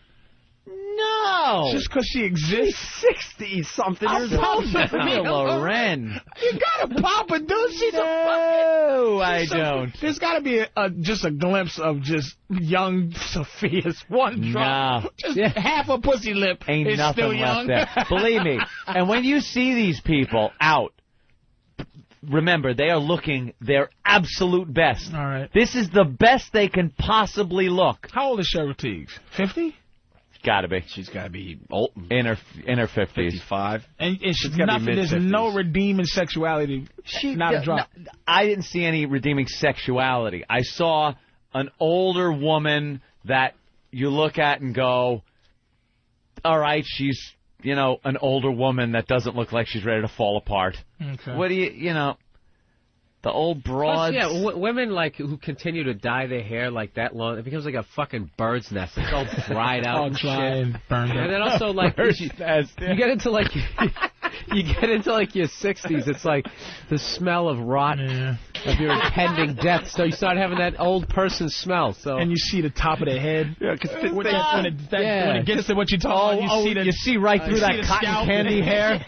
It's like the fucking white cotton candy hair, and like you see scalp right through fucking it. Raiders of the old Lost age Ark fucking spots character. on the back of her hand as she's jerking you off. Spots. You got a fucking old Sophia Loren fucking movie on the TV, trying not to look at the... What happened to that broad? Yeah. Wait, Cheryl, don't drink out that cup. That's not the cup Jesus had. No, that's the wrong... Oh, shit. That bitch. Close your eyes, Sophia. Close your eyes. Don't look at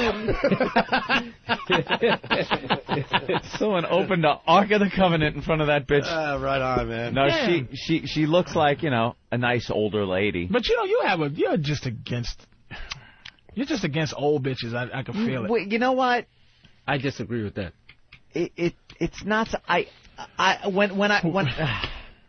It's because Who's the hottest old bitch you could think It's because he's comparing it to the memory he has. Yeah, of her being that's young what it is. and hot. I'm remembering what she looked like. Oh, who's the hottest old bitch you know? That's Besides a the damn fact good that question. The only reason we knew her was because she was a sex symbol. So already there, hottest old bitch I know. And here's the criteria. It's Diane not Sawyer. It's not one that that used to be hot, super hot, and just maintained it. But she used to be super hot, but now she's an old bitch like Cheryl Teagues. But you still like, Raquel Welch. was up there for a while. Oh, good God, no. I mean now, motherfucker, now. Not then. Not when she was old and 80. Remember, not when Dick Clark was still young. with that kabuki makeup. I'm talking about right this second, she's a bad bitch. God damn. At least, what's old enough? All you got to do is go back to the 70s and think, who did I want to fuck back then? I'm trying to think, but they were all... I never wanted to fuck Greer? like moms back then. Old it was bitch, never a hot-looking mom. An old bitch that you would bang right now. Pam Grier? Pam Grier? I got one. Who? Jessica Simpson. What? Yeah, she's old. Yeah, she's on the old side. 22 years old. See, I took the bid and went the other way. I can't think. I'm going through like old 70s TV show kind of things. Because I'm in something or 80s. Have an answer. Marion Ross always seemed like a filthy little whore to me. Marion Ross? See, you the mother from Happy Days. That bitch was old then. I liked Karen Grassel from Little House on the Prairie. The mother from Little House. Marion Ross was a bit of a whore. Well, there's always Aunt's mom. That is hot as shit. She had something, her and Fonzie going together. No, talk about my mom. There's always Aunt's mom. Shut up. Anthony's mother's hot? Yeah. Never talk about my mom like that. I talk about it in a nice way. She just takes care of herself, but, she's no spring chicken. That just reminds me of a real woman. awkward moment I had with a good friend of mine the other day. Really? He came to town. I took him to a Knicks game, right? and he's sitting there, right? And I go... And he was talking about my little sister. He goes, well, how old is she now, huh? And I'm like, he goes, is she in high school yet? I go, dude, if you can believe it, she's graduating high school. He goes, good Lord, we're getting old. I go, yeah, you should see it. She's a beautiful girl. And he goes, well, the apple doesn't fall too far from the tree. Your mother was always really attractive. But it was just kind of silent. Oh, great. Jesus. So you used to jerk off to my mom. That's great to know. Yeah, you got to fill in the blank and that's the obvious bridge to cross. Yeah. Linda Carter, Pat Benatar. Linda Carter. Now Linda Carter? Now Linda fucking yes. Let me tell you something. I wasn't into Linda Carter when she was Wonder Woman. Let me tell you what else. That bitch from Buck Rogers in 25th, Erin Gray. She was very hot during that time. Not now. God, she's still a hot bitch. I'm talking about an old Suzanne bitch. Summers. I'd still fuck her. Well, but she got that carved up face. That she is really old. Let's go to Jim in Waco. Jim. She got those. Linda Carter, man. That's every time I see her, all I think about is that slow motion. I hated those fucking big bloomer panty things she wore. Yeah, it made it look. She looked like she had like a She bun. wouldn't be walking around with those now. You have a nice pair of Victoria's Secrets by now. It's really nice. He's like that big bloomer bitch with those fake boots. No, I was never into her, even as a kid. Like when she was Wonder Woman, she was too motherly looking. How about Lonnie Anderson? She was too old. She's just getting hot. She's getting. When I was 10, I was into 10-year-old girls. When I was 12, I was into 12-year-old girls. 14-year-old girls. That's how I went. I was never like 14 into 38-year-old women. I never found them attractive. They were like moms. So whatever and your age is, you're whatever my attracted age to. was up until 15, and then it was always just 15-year-old girls. So here's what Anthony just did. He just made, so 14 you weren't into 28-year-olds. No. So that means double. So let's double it. He's not into something double his age. So Anthony's like 8. So how old was Cheryl? Got to be 122 years old. I was trying to back you into that corner. Yeah. Quickly dove out. I know. Bo Derek is coming in. Bo Derek's still hot. Bo Derek now, okay, if you got to point out a hotter, older woman, all right, I'll give it to Bo Derek. She still looks good. Delicious. It doesn't look like she's trying to keep herself young with fucking surgery and shit. There's nothing worse than these duck-billed fucking old broads walking around with the goddamn injected lips thinking it looks good. Ladies, you look freakish. You look like ducks. It's creepy. Can you talk like one of those ladies? Could I please get a pedicure appointment for next week when I... It is a creepy. I don't like that look at all. It is awful. And when the older they get, I don't know what happens biologically. John Rivers got that look. She fucked herself up. Women's lips disappear over time. I don't know what it is, what happens, but their lips go away. Goldie Hawn is well on her way. Oh, with the big lip. With that face, yeah. The platypus face. Platypus. Hey, the hell is that people look are screaming about? at us because we haven't talked about the Flavor Flav show. What's it called? The Flavor of Love? Flavor of Love. Flavor of Love is the greatest show on TV because it's so ridiculous. Like, this guy is no treat to begin with. He's a crackhead. 46-year-old He's a crackhead, right. Wait a minute, former crackhead. Former crackhead. We've had him in studio. He's got a great personality. Let's say this. Flavor is not just, yeah, boy, yeah.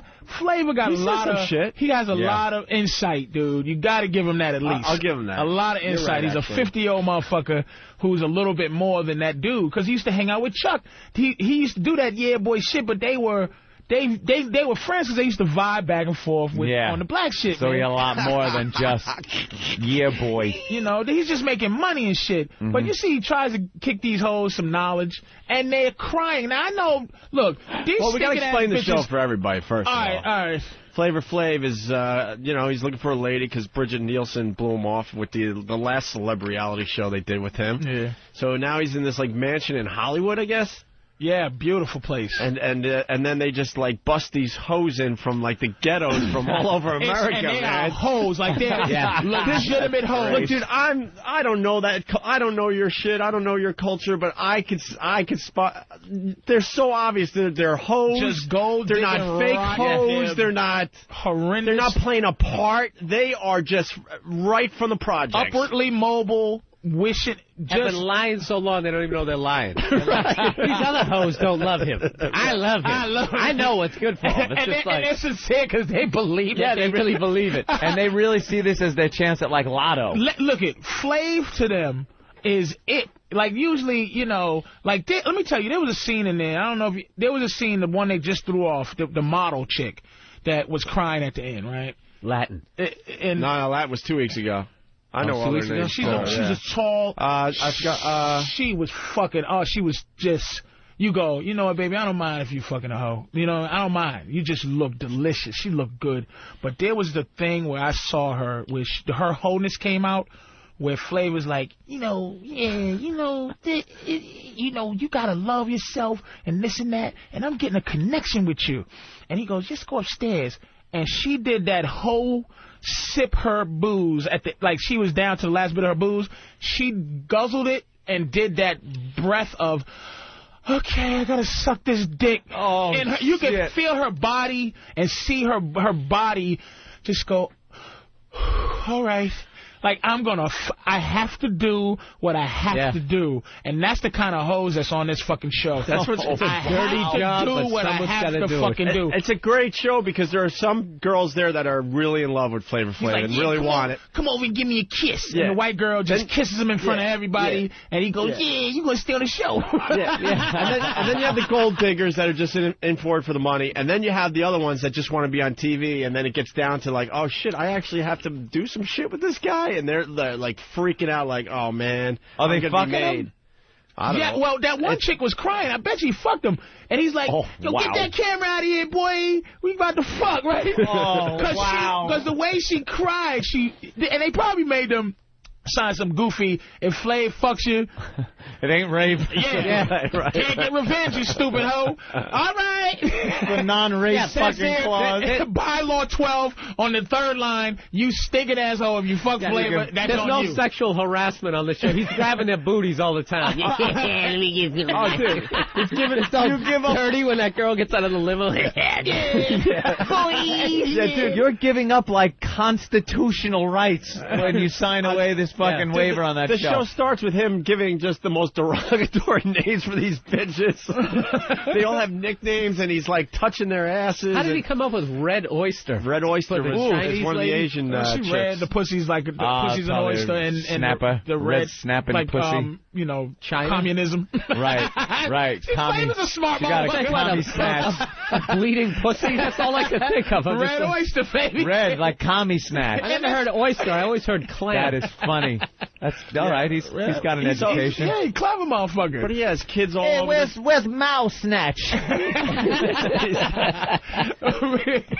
Where's Black Mouse Hole? What? So they're hanging out. They're hanging out in this mansion, and they're sipping the champagne and going on dates with Flavor Flav. And then every week he's like kicking girls out of the house. You know that old gag.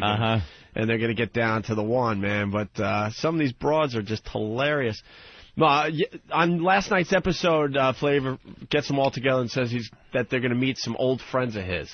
So they're all freaked out. So they get all whored out, man, for their big day with Flavor and his old friends. My baby had on her 79 dress.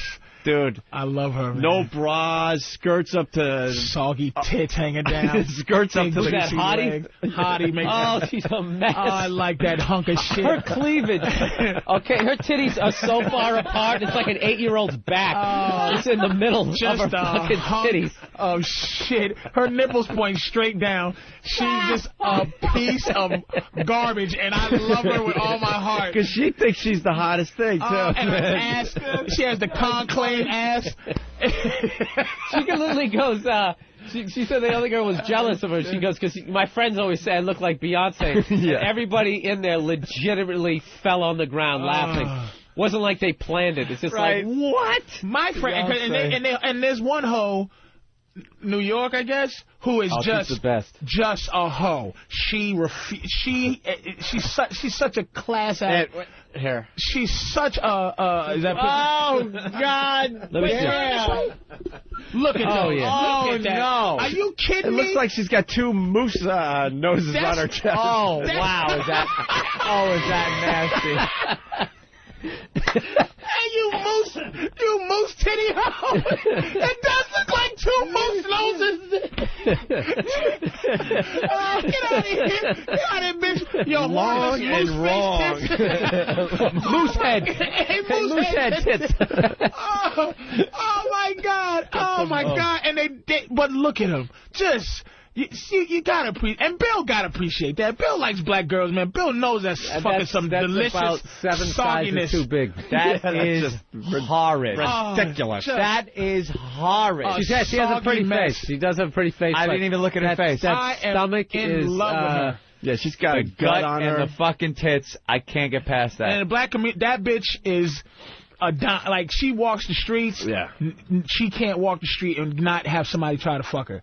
You would wonder, damn, this bitch should be on Celebrity Fit. But I'm telling you, like, that model bitch, that giant bitch that was on that Celebrity Fit Club. Kelly LeBrock. No, the big black girl, the fucking from America's Top Model. Yeah. Whatever. That bitch is Tamara, whatever. She's a fucking gorgeous bitch. Moose nose, moose face tits. She's gorgeous. Moose face. Moose muscle tits. Moose muscle. Hey. They're probably just as soft. Yeah, you know that soft shit, moose nose. Velvety moose nose. With no antlers. Hey, Russ. That's a moose nose, man. Bullwinkle breasts. Hey, why didn't you give my nose a squeeze? Oh, shit. That trick never worked. So on last night's show, he tells them to get all dollied up because they're going to meet some old friends, right? So they are all whored out, no bras, tiny skirts, the sluttiest outfits hoed out. And these bitches think they're going to meet people like Bill Clinton, Madonna. There was one. He says, you know what? Friends, I'm going to take you to meet a couple of my old friends. So these bitches are so delusional. They don't realize that Flav is literally like a C-list celebrity. Chuck D. That's what they thought. Yeah, Chuck D. You know, they're thinking that they're going to meet Clinton and Madonna and people like that. Anyways, the spin on the thing is that they go to an old age home. See some old friends. So they show up all fucking slutted out, looking like whores, and walk into this place, and the looks on the guys' faces. What the hell is going on? Hilarious. And that one bitch New York who really wants Flavor Flav, this old broad goes, could you help me, put my teeth back in my mouth? God. She gets so skeeved out she leaves, which fucks up her whole chance of getting the private date. Immunity or whatever. Yeah, the private date. The private date with No, but Flav. she cries her way back in.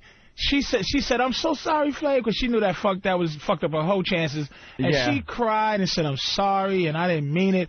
And the fact he goes, he slaps her ass. We see what we could do. And she's just like, and she does the stick up in the ass the stripper. Oops, sorry, the stripper ass in the air thing, and it's like hit it. She's my favorite because she's such a pro at being a fucking whore, not a drop of integrity at all, not an inch.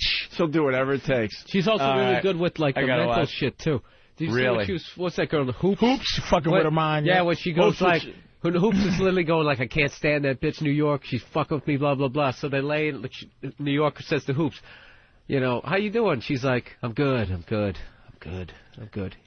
she's like, I only asked you once. And it just started going like that, and it just kept fucking building and building and building. And the New York girl never lost her shit, and by the end of it, the Hoops girl is like, I'm gonna throw this fucking ball in your fucking face and blah, blah, blah. And Hoops is the best looking one. Without a doubt. She's Where's a gorgeous, picture of Hoops? But her, beautiful, but her dykeness was coming out. She pulled the dyke out, and she's like, I'm gonna smash. No girl even knows how to say, yo, I'm about to smash you in the face with this fucking ball if you don't leave me the fuck alone. Like, she was fucking with it to that point. Like, I'm about to hit you in the face with this ball. You better chill. And I'm like, oh shit, this chick is a dyke. Did you see when she got a clock at the end of the show? And she threw a couple of punches, and then she kind of straightened up and tried to daintily walk the crowd. Yeah, right. I couldn't tell if that's because she's into athletics and it kind of takes away a little bit. Yeah. She's a dyke. She's got cut man arms. She's fucking gorgeous. Let me see. Is that's the one right there? We're trying to find her. She's beautiful. She's gorgeous. That's the one. Yeah. Beautiful little lesbian. New York is the girl that you you take her out one night and you just know that you're gonna, the second you turn your back, something's gonna be missing off your dresser, and you just accept it. And she doesn't deny it. Baby, you know you shouldn't leave your watch out like that. Call me later. Yeah. I'm never gonna talk to you again. You'll call me. And then it was just one dime and bye. And then he brought one of the broads to Red Lobster. That's a ghetto place now? I have no idea. Red Lobster's the shittiest place you can always get. has been. No, but I hear it's like it's popular place with the brothers. Yeah, black people love seafood, and Red Lobster's is like affordable seafood type of thing. You know? Nothing. All you can eat popcorn shrimp. I had no idea that Red Lobster was doing the Black Day. It's a shithole. It's awful. A fucking shithole. Yeah. Cheap seafood. Horrible, dry fucking seafood. But Flav is it's like Flav is genius. I thought at first the show was so. It's a fun show to watch because he is smart. You know, what do you think of Goldie, the country bumpkin? I think that she's a mess. Let me tell you she's something. not even close to being good looking, but she has all the personality in the world there. If this was a show, this is something women don't understand. Like, Goldie is super personality, you know, and people don't understand that. Women don't understand that. The version of us that you like, we hate of you. Ugly personality guy gets pussy, and you go, wow, ugly personality bitch is ugly, funny bitch. Bitch, you a ugly, funny motherfucker. Too bad you ugly, horse face hoe. Now, he'll fuck New York, but he'll chill out and laugh with Goldie and actually go, fuck New York, hey, yeah, boy, Goldie. Goldie will be like, why won't you fuck me? Because you're funny, bitch. Because you funny, yeah, stop joking, Goldie. She cracks me up, though, man. You know? But see, that's the type of shit that makes me, I attack girls like that to see if it's real, because I truly don't believe women have any like that part of them. I believe it's null and void, and I go, if I find a bitch with personality, I test it to see if it's an actual personality, to see if it's real, if it's like, I'm just a joking ass bitch, I don't care. Yeah. But I would or if they turn bitch on you. Just to see if it's fake. Yeah. Just to see if it's fucking fake, and I would be attracted to her, or not attracted, but drawn to her because she's pretending to have a personality. She's not pretending to be a hoe. She's like, I'm gonna just cool my way through the fucking. Get out of here, bitch. I guess if you're ugly and you're gonna be a hoe, and you're up against better looking hoes, you got to bring something else. Yeah. Yeah, maybe I can be happier than they are. More pleasant. Personality goes a long way. But have you ever met a woman that's just, you go, she's funny like a dude, like that kind of funny. You know how guys are funny where, okay, we fuck with each other, say some horrible shit, but that, I tend to believe there's no woman out there that nothing bothers like a dude. You sit there and talk shit all day about this, that, and the other, but I just don't believe there's a woman that just can joke and be like, oh, my God, that shit's funny. LeVar said, I bet your pussy stink. Oh, my God, you're crazy. You're so stupid. I bet your balls stink. And just funny with it and not angry with it. And then all of a sudden just get pissed off at one thing you said. And just get, they have some type of, guys usually are funny to the core type, no matter what it is. Laugh at A's, laugh at midgets, laugh at anything, you know what I mean? Even though the other day do you think it's the motherly instinct that gets in the way of their comedy genius? I'm gonna tell you something, dude. I was so phony the other day. I had a delivery. Somebody sent a delivery to my house. This is how we are, but I played a phony thing. Somebody sent a messenger, 24-hour messenger to my house. I had to get something, so they sent it to the house about 10:30. I have one of those code buttons, you ring, 113 or something, and it rings up to my house on my phone. I said, hello, yeah, I'm downstairs with a delivery, and I go, okay, come on up. So there's a woman. I said, I'm on the second floor, apartment 4. So I'm doing something in my room. I go, oh, shit, I forgot somebody was coming up. Usually somebody would have been up knocking on the door. I go to the door. I go, hello. She's like, I'm coming up. And she rounds the corner on the second floor. She's one of those afflicted midgets with the hump on the back. She's 2 inches. Shit. And each step she has to fling her body to the next step, like vroom, vroom. So I'm going, okay, God, let me treat her. Hitchcock movie, Rear Window. Coming up the fucking back steps. I'm like, let me treat her like a regular delivery person, God, please. Because I was getting ready to go, oh, you should have told me you was a freak. I came down and got the package. Yeah. But it's like I try to treat her like, hey, hey, how you? Yeah, thanks, right. Not feeling sorry for her, not asking her any extra questions like, how'd you get here, little thing now? Did you got a special car, or did you fly? Did somebody toss you or something? Just like, hey, thanks, and slam the door like if it was a Mexican. But it's like that thing, I think, keeps women from being hilarious all the time, is just to be able to laugh at that situation right there, like, look at this. It's rare. You're rarely going to see a woman that'll find the humor in that. Yeah, I think you're right. Hey, can I interrupt you? Because Anthony brought this up. Stardust has... Oh, they just finished it. But basically, for the first time, we're bringing dust from the outer space into our environment. Well, that's probably a good thing. It was a probe. And Anthony makes a great point. A probe from a few years ago. They went up, they sent it through the tail of a comet. And it collected... on this tennis racket-sized little probe that came off of the probe, it collected dust and all kinds of whatever that's coming off of this comet. Then it folds it back in and returns to Earth, after its fucking billion-mile journey. Just yesterday, it came down into the desert in a completely sealed canister. Full of galaxy AIDS. Exactly. Full of who the fuck knows what. Yeah. Look, I love the space program. I love space exploration, all this fun stuff that goes along with it. Yeah, I hope these scientists didn't sleep in class too much. I know. But they're that confident that there's no problems here? Yeah, this is something they have no clue what it's about or what it is. They just know it's comet dust. It's some of the shit they're saying, these flakes and little particles are older than our own sun. They're ancient. Right. Like, they don't know what it is coming off of this comet. It's a piece of jelly. Somebody touches it, eats him. Goes off your arm. Before you know it, it's squeezing out movie theater. You got to freeze it. And they bring it down. They did something a few months back, or maybe a year ago, where they collected some dust off of something else, like some solar particles.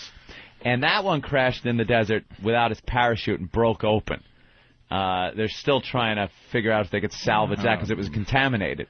This one, fully sealed, they're going to bring it into a clean room and work on it and see what the fuck it's all about without any shit contaminating it from Earth. Looking nervous-ass H.G. Cumia. This motherfucker's so nervous about evil things coming from the planet. Dude. That comet is made up of the same shit that... the fucking cement is made. It's nothing evil out there in outer space. There's a reason. Anthony brought up a good point. There's a reason that things burned on their way in. There's an atmosphere around this planet, and it burns shit up before it comes in. That's right. Yeah, it might be the same shit, but we're protecting it. Now we protect it. We gave whatever motherfucker. It could have been any kind of organism or life form that if it was hitching a ride on a meteor would have been barbecued on the way in, and just a vacant... a void rock would have been sitting somewhere in the desert for some hillbilly to fucking sell at some UFO show in Roswell. But now we gave this thing a fucking protective shield, brought it through the atmosphere that is there to kill any of this fucking shit. Baby. This is it. And we brought it here. We gave it a fucking spaceship. And who's going to watch this dust for the rest of time? Now it's got to be watched forever. Forever. And it's got to be kept in a clean room forever, just in case. And what if you don't pay the rent on the storage facility? Yeah, what if the power goes out? Right. What if the room cracks open and it gets into the vent? That's right. You just don't look. And I'm saying... just a couple of furry kids will be walking around. You're probably right. You don't need to know. It's probably just cement dust, like you said. I say... Can it be any worse than nuclear fallout and all that goofy shit we got now? I say all this. the shit we don't need to know everything. Just leave. We don't need to know this. How about shit. you gather it up and then you study it like up there? Yeah. You leave it up there, you have some kind of robotic arm thing that goes... Because then we'll have the Fantastic Four. Is that what we're gunning for? Stone Man and Flame Guy and Invisible Bitch? I can't. And don't you beat up Anthony. I've heard your stupid theories with the weather and stuff. Well, look, I'm not... You got some paranoia. That's legitimate, can fuck the earth up shit Yeah, you right got there. some paranoia shit in your head, too. You know what burns up in the atmosphere? Some of that fucking rock, too. Like, the atmosphere just fucks shit up, but that's there so we breathe. That's not there so shit burns up. It's multi-purpose. It's there to hold the air in. And actually keep the sun from destroying and keep the sun from barbecuing us. That's right. And it's there to make burn sure the sun shit doesn't up. turn us into you. Look at Mars. That's I'm like, goodbye, Opie. I always loved you, man. Look at the moon. Look at the moon. There's no atmosphere. You and me be the first ones to die. That's right. I like that Opie and all the albinos. Leave that ozone. Me and Bill and I pay attention to that ozone on a daily basis. Maybe you don't need that You shit. two fucking mixed. Fucking sunscreen in their asses. Not a drop of pigment. Hey, everybody. You don't need to know about the hole in the ozone anytime soon. Flame on. Oh, shit. Bill and I are studying the maps. Who are you kidding? I'm buying land in Ottawa. Hey, man, who's this? Who's this? This is Bill. They found a hole. Right. In Wisconsin. Holy shit. To normal people, it's just a fucking sunburn. To us, it's like stepping into a microwave. Oh, my God. You got a little pig. You're a little... Yeah, I got Italian in me. If I spend some time outside of my house, I'll get a tan. You know. I don't. The Moors hooked you up with a little protective layer. The fucking Moors invaded Sicily. So your great fucking grandmother was a fucking nigger. Yeah, that's right. Yeah. Hey, oh! Give me one of those Chesterfields. That is one of the best scenes in any movie ever. Ever. Number one. He gets him so fucking pissed off. Oh, I love this guy, and I'm gonna fucking put a bullet in his head. I just love how he takes a cigarette like he knows he's gonna fucking Oh, he die. knows it's over, and I'm Johnny. gonna enjoy this shit. Yeah, here it goes. And the second he's done, then he's like preparing himself like, fuck it. I got a minute 30 of life left, and I'm gonna fucking enjoy this cigarette, and I'm gonna piss this motherfucker off. And then it hits him like, I like that shit. It's over. This is what I'm talking about. We were talking about open water. Brokeback Mountain is a complete flop, and I'm very happy about that. Critically acclaimed. Yes, it's a complete... You must see Brokeback Mountain. Nothing. You hear the ads for it 7 on million TV? or some stupid shit. Nothing. This is a film that will change the way you think. No. Let me tell you. Not really. Let me tell you how you know this country was not ready for fags yet. I'm going to tell you when. And tell you exactly when you knew, still we got a ways to go. When Reuben beat Clay, and only white people vote, middle of the of the earth, middle of the country, white people. You're right. And they say we'll take fat nigger over this deep voice faggot. Over better singer faggot. Arguably, people thought better that Clay, performer. All that shit. Over better singer faggot. Better singer faggot. And better performer faggot. Like an intellectual point if he's completely trashing it. Seasoned showman faggot. Seasoned showman faggot. That is a talented cocksucker. And I'll raise you one talented cocksucker. The country voted for Reuben. Right. Because they're not ready. The people who are going to see this shit. Now, the black community, I try to do jokes about that movie in front of black audience, they don't even laugh at the fucking concept. Really? Hey, y'all see Blowback Mountain? Boo! Nigga, move on. All right, so shit's crazy. A lot of crazy shit out here. They don't even laugh at that shit. No? Not even a drop of laugh at that shit, because black people just ain't the fat thing. That's funny stuff to us. Blowback, it's hilarious. Yeah. I do it for the white crowds. They just because I do the whole, that's what's uncomfortable is the care and the love of the movie. Now a prison rape, American Me, I'm in that motherfucker. Oh shit, you see him rape him on a bag of rice? And it's like, that's hilarious. But, or Shawshank, whatever, that shit we'll see. I could never watch Holy shit. The kissing. Wait, you guys weren't fucking around. Box office total for this movie so far, $22 million? Nothing. Nobody. Wasn't it number one of the... Yeah, because nothing else came out. I think King Kong's trailer beat that motherfucker. No, you know something? Fuck all that. I don't think it's because it's a gay movie. I know people who went and saw it, and they were just like, Really? Like, it was no big deal. Whatever. It's the love. That's what it is. That's why people aren't... It's man love. It's got to be in the Will and Grace mode, yeah. Will and Grace, over-the-top, homo, or just, like... gay porno ass fucking, no kissing, no snuggling. I have no problem, with gays people, whatever. When I walk down the street, I'm in the village, I just happen to see two guys kiss, I just naturally go, ugh. And you know what kills me is people go, you're homophobic. It's it's like what you're into sexually is so fucking powerful. Like, sucking on toes is disgusking to me. I feel gay with so I look at that, I'm like, My girlfriend makes me feel like a fag sometimes. Come here, booby. Get out of here, bitch. I'm not no faggot. What you doing kissing me slowly on my cheek? All right, well, we're running out of show. Hey there, booby. Yeah. We're going to do something a little different this week. Both these guys are going to be in all week. Yes. Right? I love it. Out until Friday, though. Yeah. Come on. You got it. Oh, you're gone Friday? Yeah, Friday. Are you sure? Yeah. I'm going to check your website. I know, right? Know me on Wednesday. Hold on. Casey's trying to defend Brokeback Mountain. Casey, real fast. Hello? Oh, it's a girl. Of course. Hello? Hello? Yeah. Hello? Hello? I don't think the movie's in full Casey, you there? Yeah, I'm here. Can you hear me? Yeah, you got to speak up a little. Okay, sorry. I don't think the movie's in full release Casey, yet. from Maryland. Yeah. Your phone is like cracking up or something. Is it a cell phone? Yeah, I'm sorry. Oh, it is? All right. Go ahead. Move around a little bit. Okay, I don't think That's the movie's perfect. in full release. That's why the numbers are wait a minute. You don't think the movie what? Yeah, we lost you on that last thing. You don't think the movie's good? I don't think it's in wide release The what? yet. Casey. Oh, you know what? I get it. See you guys. I heard. Fuck, she got it, though. Yeah, she did. It's much better when they don't get it. Some fag from Denver. What's up? Hey, hold on. I think I got Casey on the other line. Yeah. Okay, anyway. Hey, yeah, I saw that movie. First of the day, my friend. We went all day without a car crash, you faggot. All day. I saw that movie, and I thought it was stupid. I don't like those stupid love stories. I'm with Patrice here. And you're gay? Yeah. See, even gay guys don't like it. Gay guys don't like that gay shit. I'll take the butt slamming porn any day. Who won't? See you tomorrow, kids. Program complete.